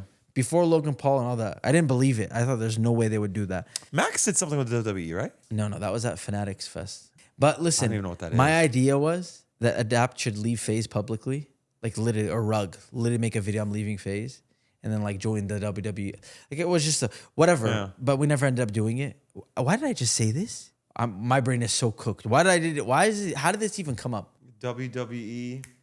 Oh, Logan Paul. You're saying. yeah, Logan yeah, Paul. Logan Anyways, it's crazy because we might have actually Rug or Adapt could have actually been in the ring at some point, but Which is crazy. it just never went through. But like I literally got on a call with WWE once. That's pretty Who's, cool. you sound like WWE's a person. Yeah, but like the creative team at WWE. Oh, okay. Yeah. Not Stephanie, not Vince. You know, Stephanie was on our board. I know she was on our board. How weird is that? She was on the FaZe Clan board. Stephanie Life's McMahon. not real, bro. Stephanie McMahon was on the FaZe board. Just like, what does that even mean? Snoop Dogg was on the FaZe board. Okay, I don't care about Snoop Dogg. Respectfully, Stephanie McMahon. It's like Jeff Hardy. Imagine Jeff Hardy wanted to join. If FaZe. Jeff Hardy was on the board, I would have given him all my shares. I'm gonna steal the company. You got it, my guy. You got it. I love Take Jeff. everything. Yeah, but So I heard you lost a CS knife recently. What happened with that? why are you trolling us if you don't know? I got absolutely scammed by I don't know. It Russian. popped up, so I literally read exactly what popped up. Yeah, I got absolutely scammed. First time in my life getting scammed that bad. Actually, it's your first. Yes, swear to God, I've never been My scammed. first time was on RuneScape, and that was my last time. Yeah, I've never been scammed in the years on the internet. And I went to the trade website. I was like, all right. So it's actually funny. Like I had a nice inventory on CS from you. You gave me a lot of skins. I don't even remember that. Yeah. I was in the New York house. You had a lot of Wait, so the butterfly I gave you? no. So you gave me skins 10 years ago. And when I stopped playing CS, you know, Dubs and Mega, Fortnite Pros and the World You Cup. let them borrow the knives. Didn't let them borrow. I gave them both a knife each. This is before the market exploded and all that. And I didn't even care back then. Also, life was just a little different back then. Right. I gave them both a knife. I love these kids. I felt like they were like our little sons. So I gave them both knives. Years later, I get back into CS. I have the default knife. I'm like, I need a knife. So I messaged them. And I was like, guys, listen. Dub said no, Mega said sure. Yeah, I was like, if you guys don't use knives anymore, I need a knife for CS. Dubs is like, What'd you give them? Do you remember? yeah. So I gave Dubs. Oh my God, so beautiful. An M9 bayonet, Crimson Web. Yeah, we getting that back. Hold on, we finna hack it. Hold No, on. and he's like, I'm top 500 face it. I still, I Care, grind buddy. it. M9 bayonet. Nah, was but like, you gave it. You didn't let them I borrow. said Right? I can't ask him for it back. Mega was like, yeah, man, sure, Apex, here you go. I had a Crimson Web Karambit, so it was worth like, You gave an M9 bayonet, Crimson Web, and a. yeah, I gave you those. brother. I had a Dragon Lore. I gave you a Dragon Lore. Yes, you gave me. Remember when you scammed everyone with CS:GO Wild? Yeah. Stole everybody's. So money, you had totally. free skins basically. Yeah, of course. No, but you guys had like it wasn't even it wasn't people's skins, but What the- any skin you wanted because Damn. that money was like fake. It's kind of like 2021. No, I was just a degenerate gambler, and I was going crazy 2021 crypto. on like Skin Arena, Shuffle, all that. I was just going crazy. You know how winning. 2021 Bro, I used to gamble crypto and I money didn't was like care. fake with crypto in 2021. Yeah, Sometimes money's fake. Skins are for, but also they weren't worth as much. So No, it was, I know like, they way weren't, cheaper. but still. That's why I never cared. To this I didn't day, look people at are it. still like that. Like the people skin traders, they still throw around skins like it's nothing. Anyways, I give them those knives. I asked Mega gave me the knife back. I was like, cool. I have my Karambit like this. And then I was like, you know what? I want a butterfly knife because I see Monasi using it. You know who Monasi is?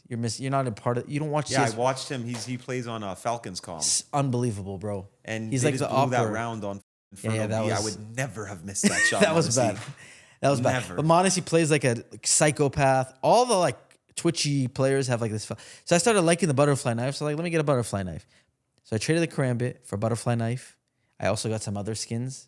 Got a new like M4 skin. Now? No, not M4 skin. I got gloves. Now, I just a few different things. The $2,700 Karambit knife turned into $2,700 in other skins, including a butterfly knife. Then I was looking at my butterfly knife. I wanted to get an inventory that was like all white guns.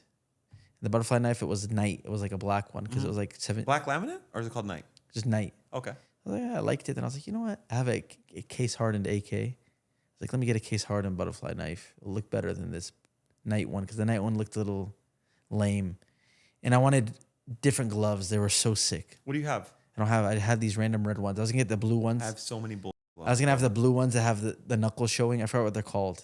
Anyways, so I go on the website that I did the trade on, and I put the trade in.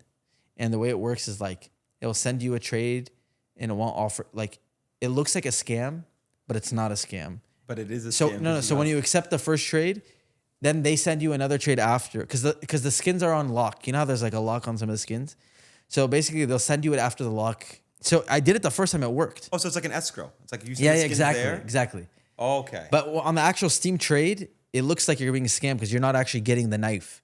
You know what I'm saying? So I'm trading my you're knife. giving it to the escrow. They're going to collect it, and then they're going to. And then in send 3 it out. days, the website will give you a trade offer when it's tradable, because you know they have trade bans. Yeah, but it's a long time though. So It's anyways, like, isn't it like over a week? no, but some items have less. It depends on when they get it, I think. So anyways, it had a 3-day trade ban. I waited. I got my knife. They sent me it for nothing in return. Like it was. So when I went to go trade this one, I go and I'm like looking at it. I do the trade on the website, same website I did it on the first time, and then I'm looking at it and I'm like, first I go to accept the trade and like something's off. But why would you not just trade the guy you're trading with?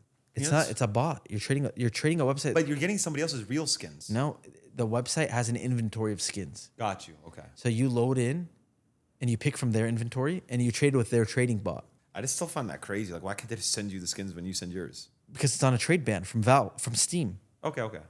You know, if you open a knife, you can't trade it for 7 days. Yeah, but what I'm saying So is, why would you not just wait till you both could trade it? I don't know. That's how the process is. Yeah, I get what I'm too sus. Oh, to I ever get what you're trust saying. I mean, maybe that's the thing. Some of the items are on like, it's my first time trading. I traded Yeah, it at work I the would be first too time. I pussy got to it a do week that. later. Yeah. I was like, let's go. I'm itching for 7 days waiting for the knife. I got it. I do this again. And then I'm looking, and then like I don't know what happened, but you know, I was about to get on a meeting too. So I'm like trying to do it quick. I don't know what happened, but something failed and like I declined it and I resent the trade offer again. I'm looking at it. I'm supposed to get a 5.7 at the time of the trade, but it wasn't showing. And I'm like, whatever. Like I just accepted it because I already know it. I accept it. And then the website I'm trading on says, oh no, something went wrong. The Steam noti, right? No. On the website that I'm trading on. And it's basically like told me like, basically you just got scammed, I think. That's what the website's telling me. And I'm like, you know, obviously I didn't get scammed. I go to Steam, I start refreshing my inventory. Nothing's in there. I go on the website. Like even more than the stuff that you were trading? No. All the things I traded were gone. So basically it's called an API scam. Yeah. At some point, I logged into Steam on a fake website. At some point, it was a fake CS Money website. So it looks like the real website, but it's fake. Yeah. And I logged in through the Steam QR code. So it gave instant access. I approved it on my phone and all of that. And it logged in because I looked later and it was some Russian guy. I logged into some Russian account and I approved it on my phone. You're just instead. doing it really quick or really late or something, you just weren't paying attention? I guess. And so this Russian was waiting and they do some API scam where the second you make a trade with a real website, they copy they decline it for you. Then Because you signed in. Yeah. And then they copy the exact same trade, right? But the only way the trade will go through is if you accept it. So I accept the trade because it looks real. It has the same profile picture as the website. Yeah, I know you told me they changed the name, they changed the PFP. It looks identical. So then I look and I'm just sitting How there. could you have figured it out though? I mean, the one thing that's my fault is the 5.7 should have shown on the trade, but it didn't. One skin should have been on demand. It should have given me the skin, but it didn't. But I was just accepted it anyways. Because you're like, I've done this before, it's fine. Yeah. And then it's gone. I reported them on Steam. But I'm saying, like is there any way $2,800 you could have gone. viewed the profile to make sure that's the correct profile? Yeah, but it says like, it was called Skins Monkey. That's the website. And it has the monkey, it's same exact, and it says monkey number 32. It looks the exact same. There's a skin. It's just So a there's scam. no way you could have told that the account was like real unless or I not? like knew. And then Tico told me that you might be an API scam. Then you have to like put on this link to look at your Steam account. And there was like a fake API link that said CS Money. I don't know what happened, but I know someone was in my account and they scammed me. So, you know, after that, I got a little stupid Bowie knife that's this big across my scrin. I opened it. First time massive. I've bro. opened a knife, and then I traded Mid clutch, by the way, mid clutch. Have the clip. I traded it for a Huntsman. Now I have a $200 Huntsman knife. I have to show you the clip I hit last I night. had my butterfly. I dreamed sometimes about my butterfly like this. And they also took my M4 from 2016. I had all my old FaZe stickers. So you know what? I hope that Russian guy, it's a good way to wrap this. Back to me, like with the Judgment Day and like on the day of You're gonna see Judgment, him. I'm getting back for my butterfly You're knife. getting your butterfly knife That back. $3,000 he stole from me, it's gonna come back in my favor, because he's gonna have to be held accountable for what he did. Actually, I was going to ask you when you said all the money's written for you now. I was okay. What was the most money that actually was written for you? Because I know you'd be asking that question to people. Yeah, but you know, it's good though. He does that one. Yeah, it is what it is. But yeah, CS. Let's get on CS tonight, maybe. Would you actually? No, because I'm gonna get home at like 10 So are you asking? Yeah, no, because I realized I have an hour and 50-minute drive home. You know that? Me too. You have a 15-minute drive home. Huh? Anyways, I'm gonna wrap up my own episode. It was a pleasure having you, brother. Thank you for coming to my show. Thanks for hosting and of course, and letting me yap brother. about in your ear. But yeah, well, we'll see, guys. The one thing I will say is that this is at the very end of the episode, so no one's probably gonna see this. But I've thought about doing an episode with my dad. Do it. Partially because I can't get any other guests. No. I think. But partially because my dad. That's like a thing where you think it's like, oh, this is what I have to do, but it actually No. is the right thing to do. I actually think it would be a sick episode, and I think based on the stories, people might be interested. So if you guys want to see that, let me know. I want to see it. I'm letting you know. Thank you, FaZe Rain, for coming.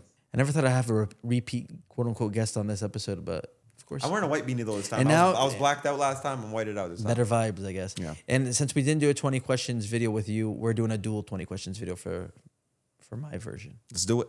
Let's do it. He's so pissed. He wants to leave so bad. No, I'm just hungry. Can we do it after we eat though? Yeah. Thank you guys for watching. Subscribe. Love you guys. Let me know if you want to see my dad episode. And thanks for watching. See you soon. Bye, chat.